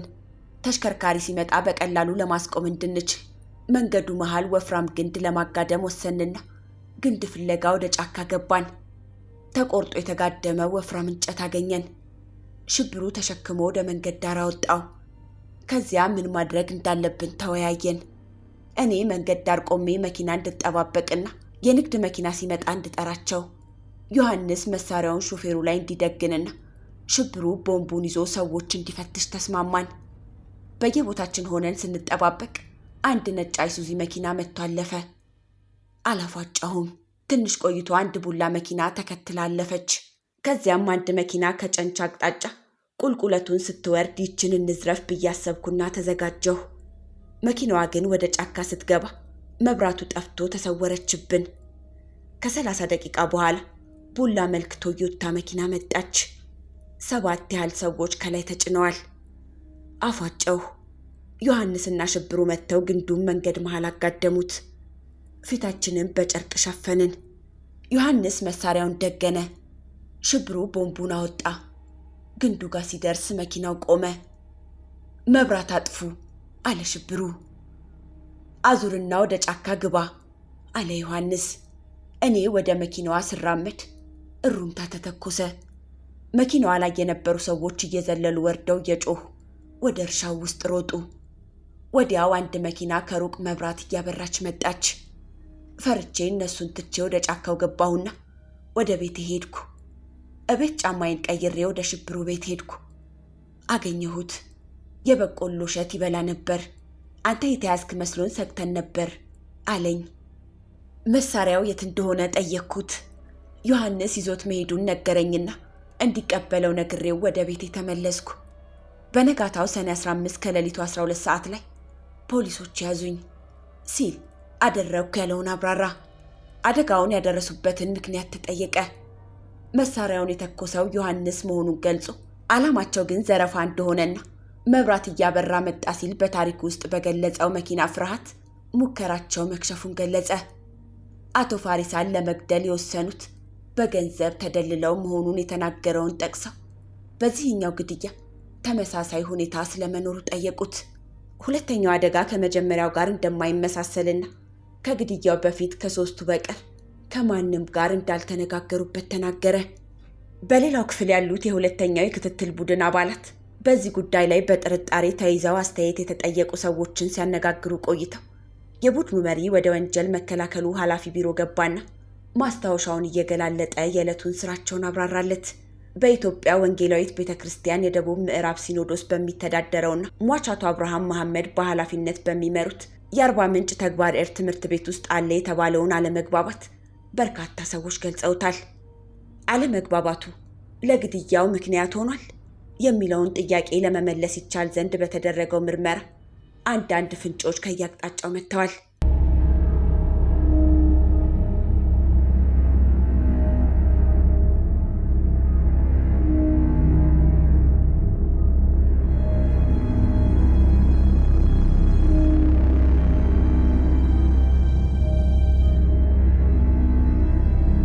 በሲኖዶሱና በትምህርት ቤቱ አስተዳደር መሃል መሻከር የተፈጠረው ገና የደቡብ ምዕራብ ሲኖዶስ እንዲመሰረት ሲወሰን ጀምሮ እንደሆነ ፖሊሶቹ አንዳንድ ታሪኮች ተናግረዋል። የትምህርት ቤቱን አስተዳደርና የእንጨት ስራ ክፍሉን ኃላፊነት የያዙት አቶ አብርሃም በእንጨት ስራ ክፍሉ ኃላፊነት ብቻ እንዲሰሩ የተወሰነበት አጋጣሚ ነበር ይላሉ ለጉዳዩ ቅርበት አለን የሚሉ ሰዎች። በሌላ ጊዜ ደግሞ አስተዳዳሪነቱን ይዘው የእንጨት ክፍሉን ኃላፊነት እንዲተዉ ይደረግና ክፍሉ ለአንድ መምህር ይሰጣል። የመምህሩ ብቃት አከራካሪ ነው ይባልና ሌላ ሰው እስኪገኝ ኃላፊነቱ ተመልሶ ለአቶ አብርሃም ይሰጣል። ውዝግቡ ይቀጥላል። አቶ አብርሃም አንድ ወቅት ላይ በፖሊስ ጣቢያ ተከሰው ነበር። ምክንያቱ ስራ ላይ የተፈጠረ ግጭት ነው። ይህንና ሌሎች ጉዳዮችን ለማየት ተቀምጦ የነበረው አንድ የአስተዳዳሪ ኮሚቴ አባል እንደሚሉት የእንጨት ስራው መምህር በትምህርት ቤቱ ማሽን የግል ስራውን ሲሰራ አቶ አብርሃም ይደርሱና ይቆጣሉ። መምህሩ ስራውን ይቀጥላል። አቶ አብርሃም መምህሩን በጥፊ መተው ማሽኑን ያቆሙና ይሄዳሉ። የመምህሩ ክስ መነሻ ይህ ነው። አብርሃም መምህሩን በሌላ መንገድ ማረም ሲገባው በጥፊ በመማታቱ የመጨረሻ የጽሑፍ ማስጠንቀቂያ እንዲሰጠው ተወሰነ። መምህሩ ለአለቃው ባለመታዘዙ የቃል ማስጠንቀቂያና ምክር እንዲሰጠው ሐሳብ ቀረበ ይላሉ እኒሁ ሰው። የኮሚቴው አባላት ግን በዚህ ሐሳብ ላይ ልዩነት ይፈጥሩና አቶ አብርሃም ቁልፍ አስረክቦ ከስራ እንዲታገድና ሲኖዶስ ውሳኔ እንዲሰጥበት የሚል ሌላ ሐሳብ ይቀርባል። ሐሳቦቹ ለድምጽ ይቀርባሉ። ሁለቱን ሐሳቦች የኮሚቴው 4 አባላት እኩል ይከፍሏቸዋል። አንዱ ማለፍ ስላለበት የሊቀመንበሩ ድምፅ ይጨመርና የመጀመሪያው ሐሳብ በ3 ድምፅ ያልፋል። ቅሬታ አለን ብለው ማመልከቻ ያቀረቡት 6 መምህራንን ጉዳይም ለማስታረቅ ይሄ ኮሚቴ የማሻሻያ እርምጃዎችን መውሰዱን እኒሁ ሰው ተናግረዋል። ቅራኔዎቹን ለማስወገድ በትምህርት ቤት ውስጥ፣ በመኖሪያ ቤት፣ በቤተ ክርስቲያንና በአካባቢ ሽማግሌዎች ሳይቀር ተደጋጋሚ የማስታረቅ ሙከራ ቢደረግም ጸቡ እያገረሸ መጣ ሂደት የሚልበትን ቀዳዳ ለመድፈን መቸገራቸውን አንዳንድ አስተያየት ሰጪዎች በቅርብም በሩቅም እየሆኑ ለፖሊሶቹ አጫውተዋቸዋል።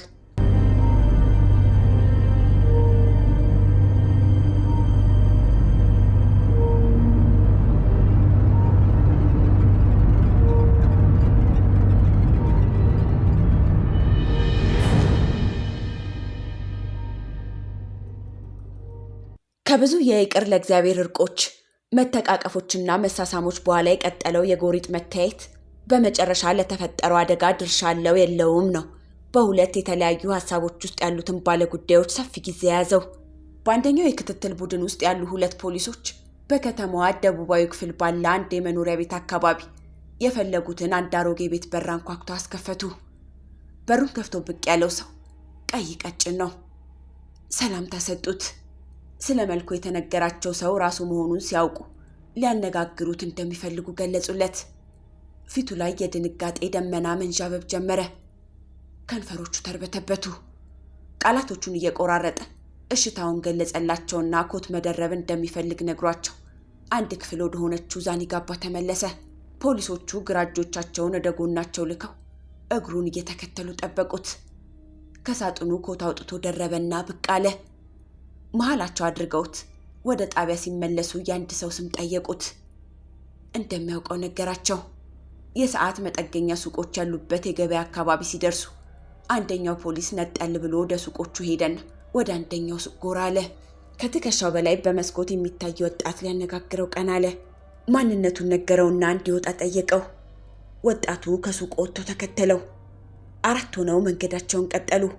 መጀመሪያ የተያዘው ሰው ድንገት ማን ነው የጠቆመብኝ እያለ መነጫነች ጀመረ። ጣቢያ ሲደርሱ እንደሚነጋገሩ እየገለጹለት መንገዳቸውን ጨረሱ። ፖሊሶቹ ክፍላቸው ተቀምጠው ጥቂት ከተወያዩ በኋላ አንደኛውን ከማረፊያ አስጠሩትና እንደ መግቢያ አንዳንድ ነገሮች አብራሩለት። ስሙ ሽብሩ አሸናፊ እንደሚባልና ጸጉር አስተካካይ እንደሆነ ጠቅሶ ፖሊሶቹ ስላነሱበት ጉዳይ ተሳትፎው በሙሉ የሩቅ ድጋፍ ብቻ እንደሆነ ነገራቸው። አንደኛው ፖሊስ በር ላይ የቆመውን ዘብ ጠርቶ ትዕዛዝ ሰጠው። ዘቡ ወደ እስረኞቹ ማረፊያ ሄዱ። ጴጥሮስ ኩትሮ የተባለውን ይዞ መጣና ወደ ውስጥ አሳለፈው። ከአዲሱ ሰው ጋር ተገናኙ። ጓደኛሞች መሆናቸውን ይህኛው ቀደም ሲል ገልጾታል። ፖሊሶቹ ለውይይት መነሻ ሐሳብ ሰነዘሩና ለአንድ አፍታ ሰጣ ገባው ቀጠለ። ከግንቦት በፊት ባሉት 2 ወራት ቀደም ሲል ጴጥሮስ የገለጻቸውን ዘረፋዎች መፈጸማቸውን አመነ። ግንቦት 25 የተገደለው የአቶ ፋሪስ አለማ ጉዳይ ተነሳ። ፋሪሳን እንዲገድልለት ጴጥሮስ ቢጠይቀውም ድርጊቱን እንዳልፈጸመው ጠቅሶ በመጨረሻ አቶ ፋሪሳ ከተገደለ በኋላ ዮሐንስ አሉላና ጴጥሮስ ኩትሮ ፋሪሳን መግደላቸውንና ገንዘብ ማግኘታቸውን ነግረውኛል አለ። ሰኔ 14 በእናቱ አብርሃም ላይ ስለተፈጸመው ግድያ ተጠየቀ። ቀደም ሲል ጴጥሮስ እንደተረከው በዚያ ምሽት ለዘረፋ ከወጡ በኋላ ቀኑን ሙሉ ጫካ ውስጥ ጥለው ምሽት አዞርባታ ጣቢያው አካባቢ ማድፈጣቸውንና መንገድ መዝጊያ ግንድ ሲፈልጉ ጫካ ውስጥ የወደቀ ዛፍ ማግኘታቸውን ተናገረ። በፉጨት ምልክት ለመስጠት መንገድ ዳር የቆመው ጴጥሮስ 2 መኪናዎች ካሳለፈ በኋላ 3ኛዋ ስትመጣ ፋጨ። እኔና ማሙዬ ወይም ዮሐንስ አሉላ እንጨቱን መንገድ ላይ አጋደምን። መኪናዋ ቆመች። ከላይ የተሳፈሩት ሰዎች ምንድነው ብለው ተደነጋገሩ። አዙርና ወደ ጫካ ግባ አልኩት ሹፌሩን። ማሙዬም ለምን አታስገባም? እኛ አርቦናል፣ ገንዘብ ነው የምንፈልገው አለው። ሹፌሩ ዝም ሲል መብራት አጥፋ አለው። አጠፋ። ሞተር አጥፋ ሲለው አላጠፋም አለ።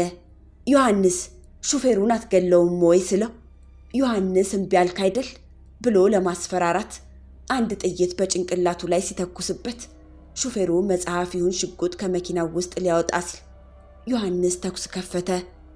በዚህ ጊዜ ከ40 ምንጭ አቅጣጫ መኪና ሲመጣ አየሁና መኪና መጣ ብዬው ስሮጥ እሱም ተከትሎኝ ሮጠ። ወደ ጫካ ገባን። ለምን እንደዚያ አውቶማቲክ አደረከው ስለው አውቶማቲክ ላይ መሆኑን ሳላውቅ ተረጨ አለኝ። ሾፌሩ መሆኑንና መሞት አለመሞቱን ሳናረጋግጥ በፍርሃት እየሮጥን በትምህርት ቤቱ ጀርባ በማድረግ መኪና ማለማመጃው ጋር ስንደርስ ተለያየን። ጴጥሮስ በየት በኩል እንደሄደ አላየሁም። ከምሽቱ 3 ሰዓት ገደማ ቤቴ ገባሁ። ባለቤቴ ራት ሰጥታኝ እየበላሁ ሳለሁ ጴጥሮስ መጣና ተወያየን። ዮሐንስ የት እንደሄደ ሲጠይቀኝ ሙሉ ጌታ ቤት አድራለሁ ብሎኛል።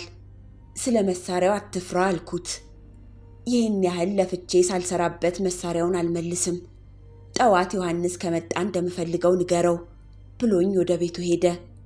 በማግስቱ ጠዋት ጴጥሮስ ተያዘ የሚባል ወሬ ገበያ ውስጥ ሰማሁ። በአቶ ፋሪሳ ግድያ ምክንያት ስለመሰለኝ አልደነገጥኩም አለ። መኪናዋን በደንብ አይቷት እንደነበር ጠየቁት።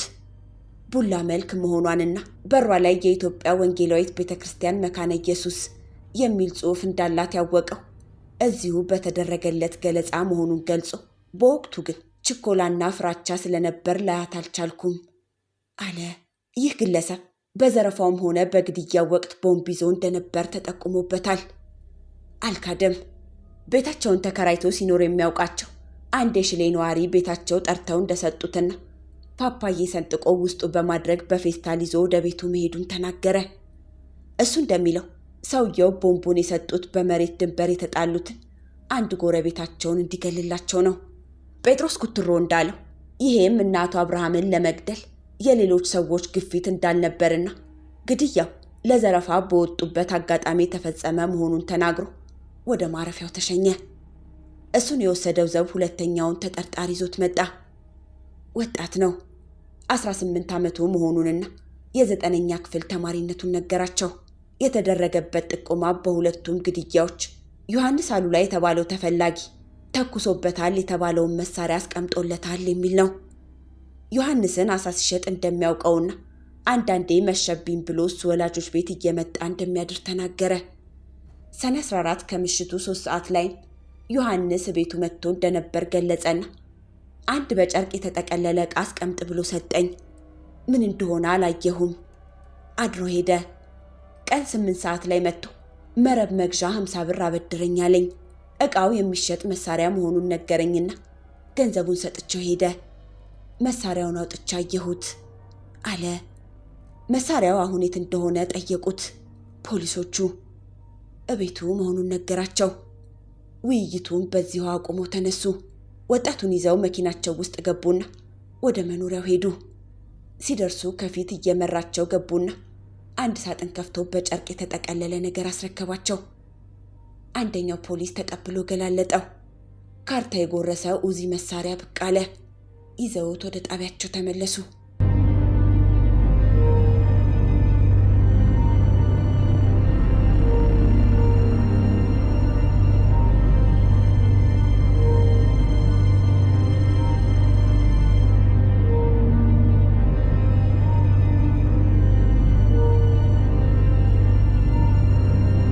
የአቶ ፋሪሳ ግድያ ሐሳብ የቀረበው ከራሱ ሚስትና አብሯቸው እየነገደ ከሚኖረው ሰው መሆኑን ጴጥሮስ ኩትሮ ቀደም ሲል በሰጠው ቃል ከተናገረ በኋላ በፖሊስ ቁጥጥር ስር የሚገኙት የሟቹ ሚስትና ወዳጇ ነው የሚል ወሬ የከበበው ግለሰብ ከአንደኛው የምርመራ ቡድን ቢሮ በየተራ ቀረቡ።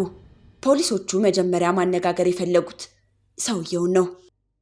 የተያዘበትን ምክንያት ነገሩት።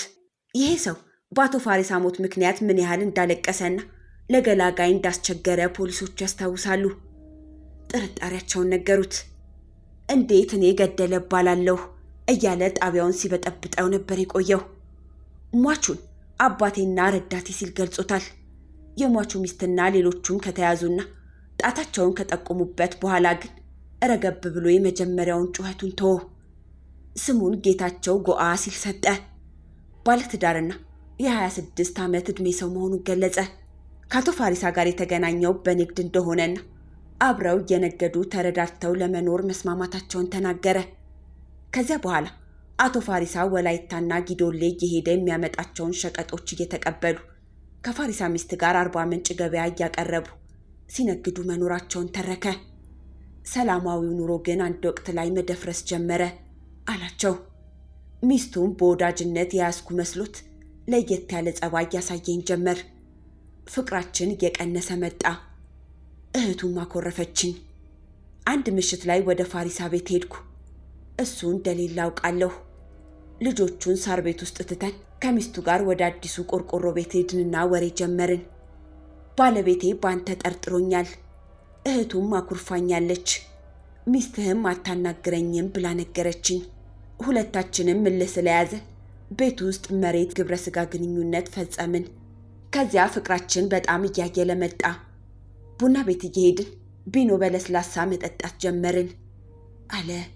ከዚያ በኋላ ባሉት ጊዜያት የፋሪሳ ሚስት ባሏ ሊገድላት እንደሚዝትባትና ለሕይወቷ እንደፈራች እንዲያውም ልትገድለው ፈልጋ የአይጥ መርዝ ቡና ውስጥ ጨምራ ብትሰጠውም ባሏ ሳይሞት መቅረቱን፣ ከዚያም ጴጥሮስ ኩትሮን በገንዘብ ደልላ ባሏን እንዲገድልላት መጠየቋን እንዳጫወተችው ተናገረ።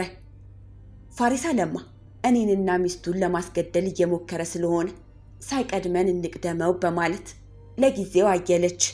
ሚስቱ 100 ብር እኔ 100 ብር አዋተን ለጴጥሮስ ለመስጠት ተስማማን።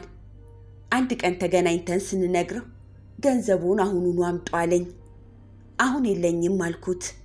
በግንቦት 25 መጥቶ እንደገና ተነጋገርንና በአስቸኳይ 5 ብር እንደሚፈልግ ነገረኝ። ሰጠሁት። ከምሽቱ 2 ሰዓት ላይ ፋሪሳ ቤት ሄድኩ። ባልና ሚስቱ ቡና ላይ ናቸው። የት ነበርሽ የሚባል ቀበሌ ለቅሶ ስላለ በነጋታው ጠዋት አብረን እንድንሄድ ፋሪሳ ጠየቀኝ። እሺ ብዬ ወደ ቤቴ ተመለስኩና ራቴን በልቼ ተኛሁ። ከሌሊቱ 10 ሰዓት ላይ ጎረቤቴ መስኮቱን አንኳኩቶ ፋሪሳ መገደሉን ነገረኝ።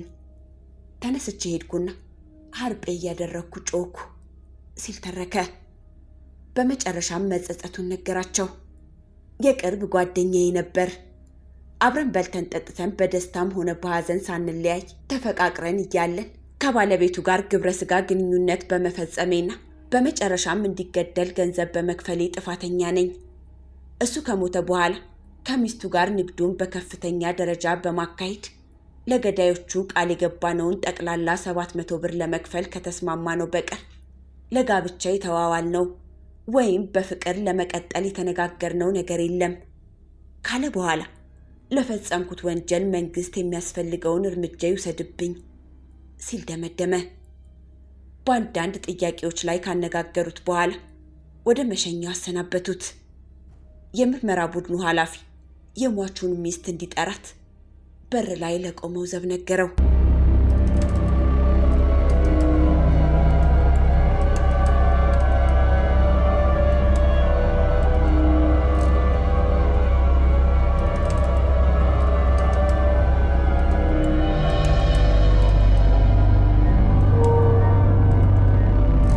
ዘቡ በዚያው ወደ ሴት እስረኞች ማረፊያ ሄዱ። ወይዘሮዋን በስሟ ጠራት። ነጠላዋን ተከናንባ ወጣችና ተከተለችው። መርማሪዎች ቢሮ ሲደርሱ ዘቡ በሩን ከፍቶ አስገባትና በሩን ከውጭ ዘግቶ ቆመ።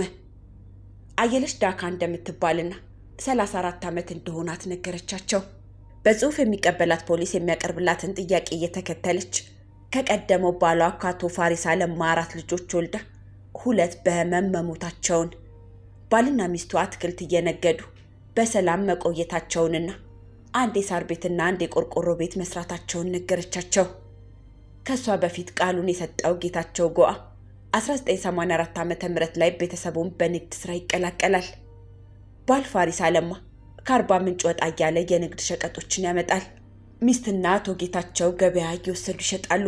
የአሁኑ ሟች ባለቤቴ እኔና ጌታቸው ጎአ አብረን ተፈቃቅረንና ተማምነን እቤትም ሆነ ውጭ ያገኘነውን ተካፍለን እየበላን እየጠጣን ኖርን ስትል ገለጸችው የቤተሰቡን ህይወት።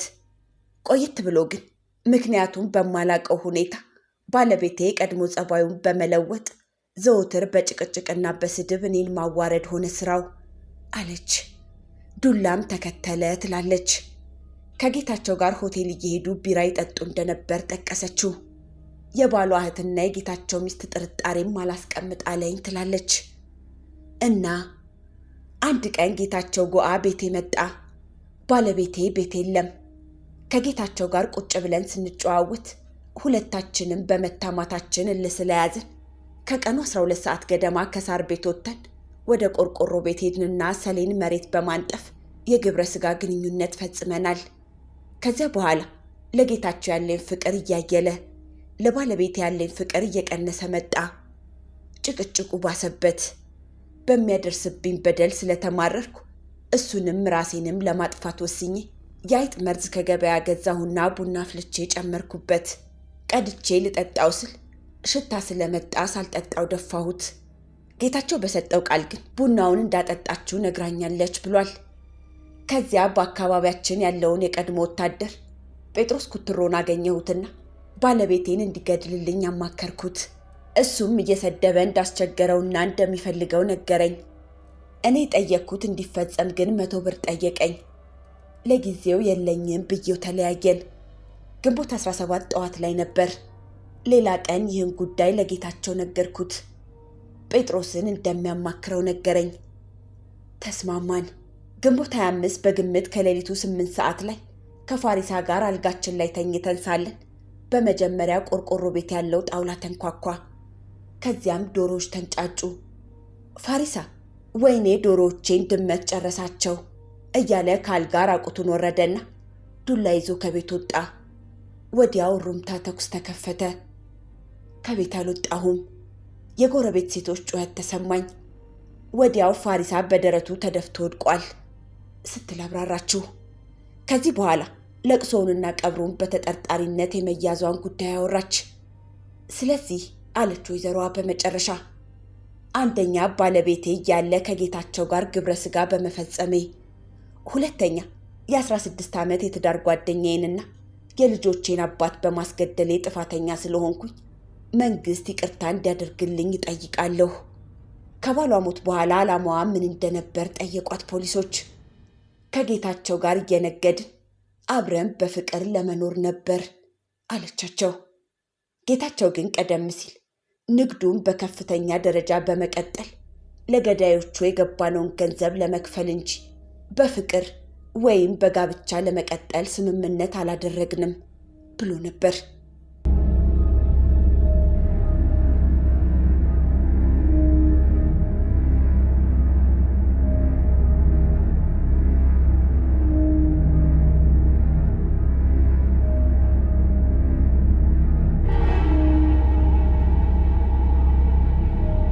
ሌላው የምርመራ ቡድን በሁለተኛው አደጋ የተገደሉት እናቱ አብርሃም መሐመድ ከምሽቱ 2 ሰዓት ገደማ መኪናቸው ውስጥ እንዳሉ በተመቱበት ዕለት ከቀኑ 12 ሰዓት ተኩል ላይ አዞ እርባታ ጣቢያው አካባቢ ንጹህ የለበሱ 2 ሰዎች በመስሪያ ቤቱ እርሻ ዳርቻ ወደ ጫካ ሲያቋርጡ አይቼ አነጋግሬያቸዋለሁ ያለውን ሰው 20 ተጠርጣሪ እስረኞች ወደ ተቀመጡበት ክፍል ወስደው ጫካ ውስጥ አይቻቸዋለሁ ያላቸውን ሰዎች ያውቃቸው እንደሆነ እንዲያያቸው አገናኙት። ለአንድ አፍታ ከዳር ዳር ከቃኛቸው በኋላ ሁለቱን ነጥሎ አወጣቸው። ሁለቱም መምህራን ናቸው። አንደኛው እንጨት ስራ ክፍል ውስጥ የግል ስራውን ሲሰራ አቶ አብርሃም በጥፊ መተውታል የተባለው ነው። ከቀኑ 8 ሰዓት ላይ ጫሞ ሐይቅ የደረሰው ብቸኛ ፖሊስ አንድ ደሴት ላይ ሆኖ በዙሪያው ውርውር የሚሉትን አሳስጋሪዎች በቅርብና በሩቅ ሲመለከታቸው ቆየ። መልኩን በሐሳብ የያዘው ተፈላጊ አሳስጋሪ ነው የሚል ጥቆማ አለ። ለ1 ሰዓት ያህል የሐይቁን አካባቢ ሲቃኝ ቆይቶ ወደ ጣቢያው ሲመለስ መንገድ ላይ በቶዮታ የሚጓዙ ፖሊሶች አቆሙለት። ተፈላጊው የሚኖርበትን ሼቻ 05 ቀበሌ ቄራ ሰፈር ሲያስሱ ውለው መመለሳቸው ነው። ጣቢያ ሲደርሱ ሌላ አማራጭ ለመሞከር ከመዝገብ ቤት አንድ ፋይል አወጡ። ተፈላጊው በአሁኑ ወንጀል ከመጠርጠሩ በፊት በዘረፋ ተይዞ በዋስ የተለቀቀ ነበር። 10 ሰዓት ገደማ ዋሱ ከመኖሪያው ተጠርቶ ቀረበና ዋስ የሆነለት ተከሳሽ ስለሚፈለግ በዋስትናው መሰረት እንዲያቀርበው ጠየቁት። በእሽታ ወደ መጣበት ተመለሰ። በነጋታው ጠዋት ቁጥር 33814 የሆነውን ኡዚ ጠመንጃ በሻንጣ የያዘ ተከታታይ ወደ አዲስ አበባ ተሳፈረ። ረፋዱ ላይ የወንጀል ምርመራ ኃላፊውና ከሁለቱም የምርመራ ቡድኖች የተውጣጡ ተከታታዮች ለስራ ጣቢያውን ለቀቁና በሁለት አቅጣጫ ከተማ ውስጥ ተበተኑ። ቄራ ሰፈር በአንድ የመኖሪያ መንገድ መሃል ላይ በሚያልፍ ጥርጊያ መንገድ ላይ ሽርጥ ያገለደመ ወጣት ቶሎ ቶሎ ይራመዳል። ጫት በጎኑ ይዟል። ትንሽ ሄዶ አንድ መጠጥ ቤት ውስጥ ገባና ጓደኛው ይኖር እንደሆነ የቤቱን ባለቤት ጠየቃት።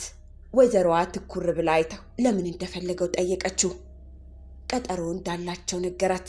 ጓደኛው እንደሌለ ነገረችው። አመስግኗት ወጣና 2 ቤት አልፎ ያለ አንድ ሌላ መጠጥ ቤት ውስጥ ገባ። ከዋናው መጠጥ ቤት ጎን የተዘረጋች ክፍል አለች። ጫት መቃሚያ ናት። የቤቱ ባለቤት ሽርጥ አገልድሞ ጫቱን ሸጉጦ የመጣውን ወጣት ሰላም አለችው። የአንድ ሰው ስም ጠርቶ ጓደኛው መሆኑን ነገራትና አልመጣም እንዴ? የጫት ቀጠሮ ነበረን አላት። አለ ልጥራልህ አለችውና አንድ በር ከፍታ ወደ ጓዳ አለፈች። ባለ ሽርጡ ጫቱን ወንበር ላይ ያስቀመጠና ሽርጡን ከወገቡ ላይ አላልቶ ከብብቱ ስር ታጣፊ ክላሽ ጠመንጃ ወጣ። ከተቀመጠበት ተነሳና ወደ ቤቱ ዋና በር ተራምዶ ፊት ለፊት ቆመ። የጓዳው በር ተከፈተ። ጠይም ቀጭን ሰው ብቅ አለ። እንዳትነቃነቅ አለ ባለ ሽርጡ በመጨረሻ ድምፁ። 2 ጥይት ወደ ላይ ተኮሰና እንደገና ደገነበት። ግለሰቡ እጆቹን ካናቱ በላይ አንስቶ እንደቆመ ቀረ። ባለ ጠመንጃው ወደ ኋላ እያፈገፈገ ግለሰቡ እንዲጠጋ አዘዘው።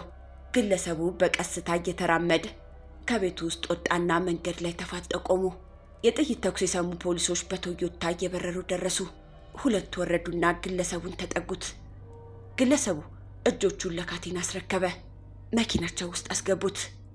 ሽርጥ የለበሰው ፖሊስ ስራውን እንደጨረሰ እየገመተ ጠመንጃውን ትከሻው ላይ አነገተና መኪናዋ ውስጥ ገብቶ ሹፌሩ መኪናውን አዙሮ ወደ ጣቢያው ከነፈ። ነጋዴው አቶ ፋሪስ አለማ፣ የተግባር ዕድ ትምህርት ቤት አስተዳዳሪ አቶ አብርሃም መሐመድ እና ጡረተኛው አቶ ተዋበ ማሞ የተገደሉበትንና ሌሎች 4 ሰዎች የቆሰሉበትን ጠመንጃ ምላጭ የሳበ መሆኑ የተጠቆመበትና ቀድሞ አየር ወለድ ነበር የተባለው ተፈላጊ በመጨረሻ በሰሜን ኦሞ ዞን ፖሊስ ጽሕፈት ቤት አንድ ክፍል ውስጥ ሲፈልጉት ከከረሙት ፖሊሶች ጋር በጠረጴዛ ዙሪያ ተቀመጠ። ዮሐንስ አሉላ እንደሚባልና እድሜው 21 መሆኑን ነገራቸው። ማሙዬ የሚለውን ስም ጠቀሱለት። የሰፈር ስሙ መሆኑን ገለጸ። መደበኛ ስራ የለኝም አለ። ትምህርቱን ከ8ኛ ክፍል እንዳቆመና ላጤ መሆኑን ተናገረ። በ1965 ጂንካ ውስጥ መወለዱንና በአየር ወለድነት ተቀጥሮ ማሰልጠኛ ለ2 ዓመት ከቆየ በኋላ በመጨረሻ የተሰጠውን ምደባ ጠልቶ መጥፋቱንና 40 ምንጭ ከመጣ በኋላ ፈላጊ እንዳያገኘው በመስጋት ወደ ጫሞ ሐይቅ ሄዶ አሳ እያሰገረ መቆየቱን ተናገረ። በ1986 መጀመሪያ ላይ አሳ ማስገሪያ መረቡን አዞ ስለበጣጠሰበት 40 ምንጭ አክስቱ ጋር መቀመጡን ተረከ። ከጥቂት ጊዜ በኋላ የተዋወቀው ሰው እሱ ደግሞ ከነ ጴጥሮስ ጉትሮና ከነ ሽብሩ አሸናፊ ጋር እንዳገናኘው ተናገረ። በተደጋጋሚ ለዘረፋ መውጣታቸውን ገለጸ። አቶ ፋሪሳን ለመግደል ሲዘጋጅ መጀመሪያ ምሽት ላይ ጴጥሮስ ጉትሮ ቤት ነው ሄደው። ሰውየው ፋሪሳ ቆስሎ መትረፍ እንደሌለበት ነገረኝ። ችግር የለም አልኩት። ተኛን። ከእንቅልፌ ነቅቼ ሰዓት ሳይ 6 ሰዓት ሆኗል። ጴጥሮስን ቀሰቀስኩት። ትንሽ እንድቆይ ነገረኝና ተኛን። ከሌሊቱ 7 ሰዓት ሲሆን ተነሳን። ጴጥሮስ ከዚህ በፊት ለዘረፋ የተጠቀምንበት ጥቁር ቀሚስና ጥቁር ጃኬት ሰጠኝ። ለበስኩት። ጠመንጃውን እሱ ያዘና በመስኮት ወጥተን ወደ ሰውየው ቤት ሄድን። ምን ማድረግ እንዳለብኝ ነገረኝ። የአጥሩን በር ከፈትኩ። ኡዚውን ሰጠኝ። ወደ ቆርቆሮ ቤት ሄጄ የተከመረውን ጣውላ አንኳኳሁት። ወደ ከብቶች ማደሪያ ሄጄ አንድ ጥጃና በግ ፈታሁና አስወጣኋቸው። እስካሁን ብቅ አላለም። ዶሮ ቤቱን ከፈትኩና ዶሮዎችን አንጫጫኋቸው። አዲሱ ቤት ገብቼ ተደበቅኩ። ፋሪሳ ራቁቱን እየሮጠ ከአጥር ውጪ ሲወጣ አየሁት። ከቤት ወጥቼ እስኪመለስ ጠበቅኩት። ከውጭ ወደ ግቢ ሲገባ ተኮስኩበት። መሬት ወድቆ ጸጥ አለ ሲል የመጨረሻውን ትዕይንት ተረከው። እናቱ አብርሃም የተገደሉበትን አጋጣሚ ቀደም ሲል ጓደኞቹ እንደገለጹት ታሪኩን አብራራና ያደጋውን የመጨረሻ ደቂቃዎች ሲገልጽ መልኩ አፈርማ የሆነች ቶዮታ ብዙ ሰዎች ካሶኒ ላይ ጭና ስትመጣ ጴጥሮስ አፏጨልንና እኔና ሽብሩ የዛፍ ጉማጅ መንገድ ላይ አጋድመን መኪናዋን አስቆምናት። ሾፌሩን መብራትና ሞተር እንዲያጠፋ ስናዘው ሊፈጽም ባለመቻሉ መብራትና ሞተር አጥፋ ሲባል የማያጠፋ አዙረው ወደ ጫካ ግባ ሲባል እምቢ የሚል ከሆነ በጥይት እንዲመታ ቀን በተመካከርነው መሰረት ሾፌሩ ላይ አውቶማቲክ ተኮስኩበትና መኪናዋን ልንፈትሽ ስንል ከአርባ ምንጭ አቅጣጫ አንድ ትልቅ መኪና መብራት እያበራ ሲመጣ የፖሊስ መኪና ስለመሰለን ሸሽተን ወደ ጫካ ገባን አለ። ስለ ድርጊቱ ከጠቀሳቸው ጓደኞቹ ውጪ ከማንም ጋር እንዳልተነጋገረና ዓላማቸውም ዘረፋ እንደነበር አስታወቀ።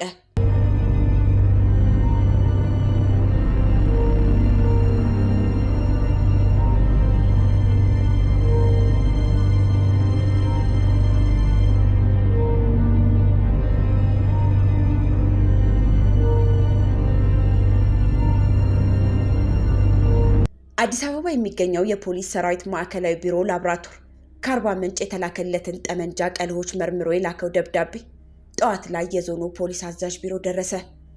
ኃላፊው ገና እንደገቡ ጠረጴዛቸው ላይ ያገኙትን ደብዳቤ ከፖስታው አውጥተው ተመለከቱት። ከጠመንጃው ጋር የተላኩት 13 ቀለሆች በእርግጥም ከኤስኤንኤ 33814 ኡዚ ጠመንጃ የተተኮሱ መሆናቸውን ላብራቶሪው አምኖበታል።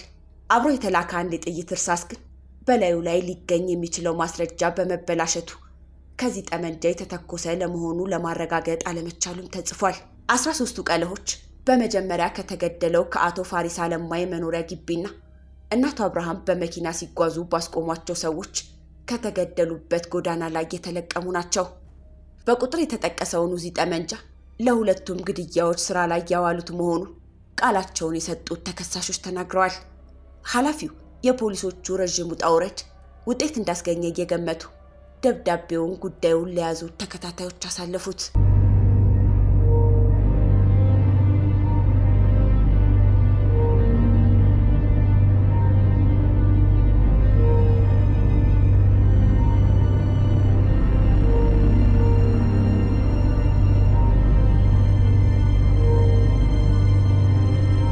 አንድ ወር ተኩል ከፈጀ የሌት ተቀን ክትትልና ምርመራ በኋላ በሁለቱ አደጋዎች መዘዝ 17 ሰዎች በወረዳውና በዞኑ ፖሊስ ጽሕፈት ቤቶች ታስረዋል። በዚህ ጉዳይ የሚፈለግ ሌላ ተጨማሪ ሰው እንደሌለ ካዩት በኋላ ሁለቱን ግድያዎች የተከታተሉት የምርመራ ቡድኖች ለውይይት አንድ ቢሮ ውስጥ ተገናኙና ስራዎቻቸውን በሪፖርት መልክ አዳመጡ። የቡድን መሪዎች በቁጥጥራቸው ስር ያሉትን ሰዎች በ3 አይነት መደቦች ማየት እንደሚቻል ገለጹ። ታሳሪዎች የተጠየቁትን ጉዳይ መፈጸማቸውን ራሳቸው ያመኑ፣ ሲጠየቁ ክደው በሌሎች ከተጠቆመባቸው በኋላ ያመኑና ቢጠቆምባቸውም በድርጊቱ ውስጥ እጃቸውን እንዳላስገቡ የተናገሩ ናቸው። በመጀመሪያዎቹ አይነቶች ውስጥ ሁለቱንም ግድያ ፈጽመናል ያሉት ጴጥሮስ ኩትሮ፣ ሽብሩ አሸናፊና ዮሐንስ ወይም ማሙዬ አሉላ ይገኙበታል።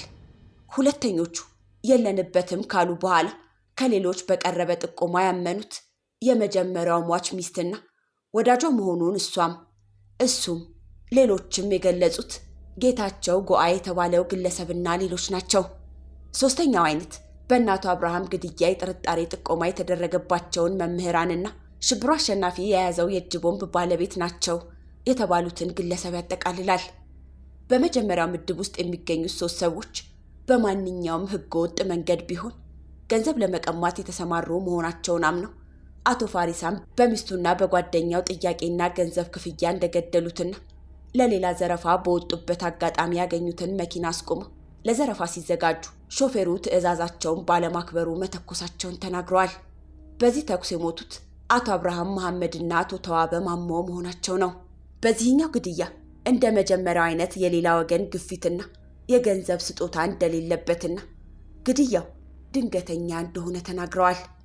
የአዞርባታ ጣቢያው አካባቢ ለከተማዋ መሃል ቅርብ በመሆኑ ከነሱ በፊት ይህን አካባቢ ዘራፊዎች ሞክረውት እንደማያውቁ ለጉዳዩ ቅርበት ያላቸው የፖሊስ ኃላፊዎች አስተያየት ሰጥተውበታል።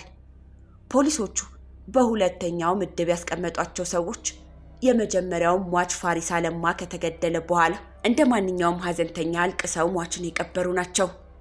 ቀጥለው በመጡ ጥቆማዎች ከተያዙ በኋላ ብዙ ተከራክረው በመጨረሻ ሰውየው እንዲሞት ገዳይ ማፈላለጋቸውንና ገንዘብ መክፈላቸውን አምነዋል። ሶስተኛዎቹ አይነት ተጠርጣሪዎች አብዛኛዎቹ የአርባ ምንጭ ተግባረ ዕድ መምህራን ናቸው። ከነዚህ አንዳንዶቹ በየወቅቱ አንዳንዶቹ ደግሞ እስከ መጨረሻዋ ደቂቃ ድረስ ከአቶ አብርሃም ጋር ሲወዛገቡና ሲካሰሱ የከረሙ ከሰፈር ከትምህርት ቤትና ከቤተ ክርስቲያን ሳይቀር ብዙ አይነት ገላጋይ ጣልቃ ገብቶ እውነተኛ እርቅ ሊፈጥርላቸው ያልቻለ ናቸው። ከፖሊስ ለቀረበላቸው ጥያቄ ግን የሁሉም መልስ ከሰውየው ጋር ያላቸው አለመጣጣም ከአስተዳደራዊ አለመግባባት ጋር የተያያዘ እንጂ የግል ጸብ አይደለም የሚል ነው። ለግድያ እስከ መፈላለግ የሚያደርስ አይደለም ሲሉ ምላሽ ሰጥተውበታል። ሌሎች የአካባቢ ጠርጣሪዎችና አንዳንድ ምልክቶች አይተናል የሚሉ ግለሰቦች ደግሞ የተወሰኑ አንዳንድ መምህራን በግድያው ሳይኖሩበት አይቀሩም ነው የሚሉት። ለዚህም ምክንያቱ በተግባረ ዕድ ትምህርት ቤት አንዳንድ መምህራንና በእሳቸው መካከል በትምህርት ቤቱና በበላይነት በሚመራው የደቡብ ምዕራብ ኢትዮጵያ ወንጌላዊ መካነ ኢየሱስ ቤተክርስቲያን ሲኖዶስ መካከል አለ የተባለው ውዝግብ ነው።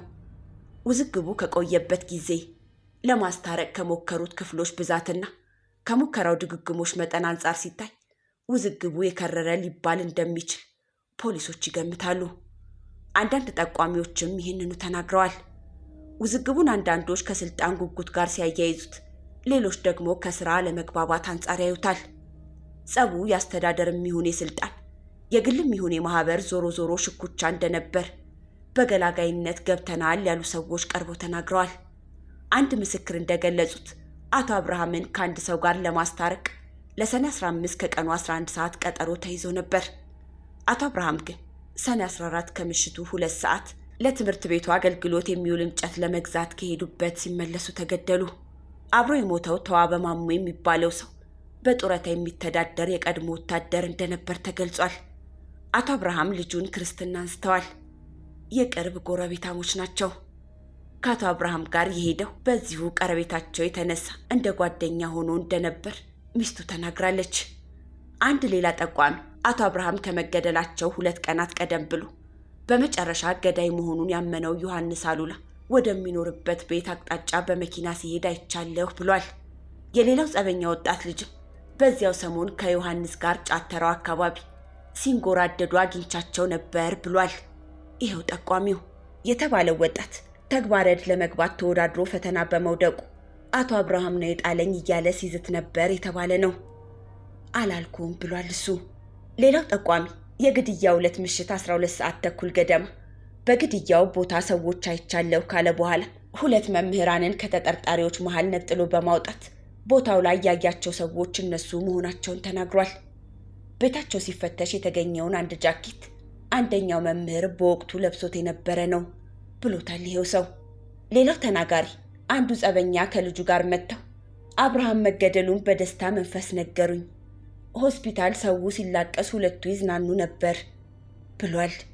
ከተያዙት መምህራን አንዱ አቶ አብርሃም ከመገደላቸው ጥቂት ሰዓታት በፊት አንድ ቢሮ ገብቶ ከዛሬ ጀምሮ የዲፓርትመንት አቶ አብርሃም የያዙትን የእንጨት ስራ ክፍል ኃላፊነት ቦታ በመብቴ ይዣለሁ ብሏል የሚል ጥቆማ አለ። ከዚሁ ጎን አቶ አብርሃም ወደ መጨረሻዎቹ ቀናት የስጋት ምልክቶች ይታዩባቸው እንደነበር የተሰጡ ጥቆማዎች አሉ። አንድ ወቅት ላይ እንግዲህ ለራሴ ሰግቻለሁ፣ የአገልግሎት ዘመኔ ሳያበቃ አልቀረም ማለታቸውንና ከመሞታቸው በፊት የነበረው ግንቦት ወር ደሞዛቸውን ባልተለመደ ሁኔታ ፈጠን ብለው ሲወስዱ ለምን ደሞዛቸውን ቶሎ መውሰድ እንደፈለጉ ሲጠየቁ እነዚህ ሰዎች ሳያስገድሉኝ አይቀሩም፣ በልቼ ልሙት ብዬ ነው ማለታቸው ተጠቁሟል። አንድ ተናጋሪ አቶ አብርሃም አሁን በተጠርጣሪነት ከተያዙት አንዱ ያስገድለኛል እያለ ብዙ ጊዜ ይነግረኝ ነበር ብሏል። ግንኙነቶች በዚህ ሁሉ የንቁሪያ የዛቻና የመፈራራት ደመና እንደተወጠሩ ነው አቶ አብርሃም ላይ የአውቶማቲክ ጠመንጃ ዝናብ የተርከፈከፈው።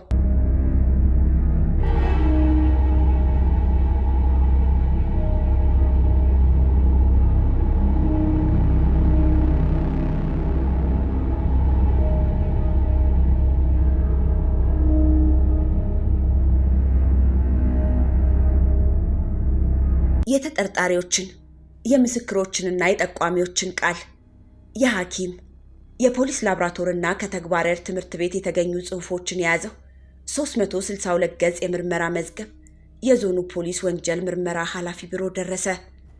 ለግድያዎቹ ማስፈጸሚያ ውለዋል ተብሎ የተያዙት ጠመንጃ፣ ቦምብ፣ ሻንጣ፣ የፊት መሸፈኛ ጨርቆች፣ ልብሶች ለፍርድ ቤት ተዘጋጅተዋል። ኃላፊው እስከ ምሳ ሰዓት ድረስ መዝገቡን ሲመለከቱ ከቆዩ በኋላ በዚህ ጉዳይ የተያዙት ሰዎች እንደተጠበቁ ሆኖ የምርመራ መዝገቡ ከፍጥነት ጋር እንዲላክለት ቀደም ሲል ትዕዛዝ ላስተላለፈው የደቡብ ኢትዮጵያ ብሔራዊ ክልላዊ መስተዳድር ጠቅላይ አቃቢ ሕግ ቢሮ በክልሉ ፖሊስ ኮሚሽን በኩል እንዲደርሰው ትዕዛዝ ሰጥተው መዝገቡ በተከፈተ በ39ኛው ቀኑ በሰሜን ኦሞ ዞን ፖሊስ በኩል የስንብቱን ፊርማ ኖሩበት።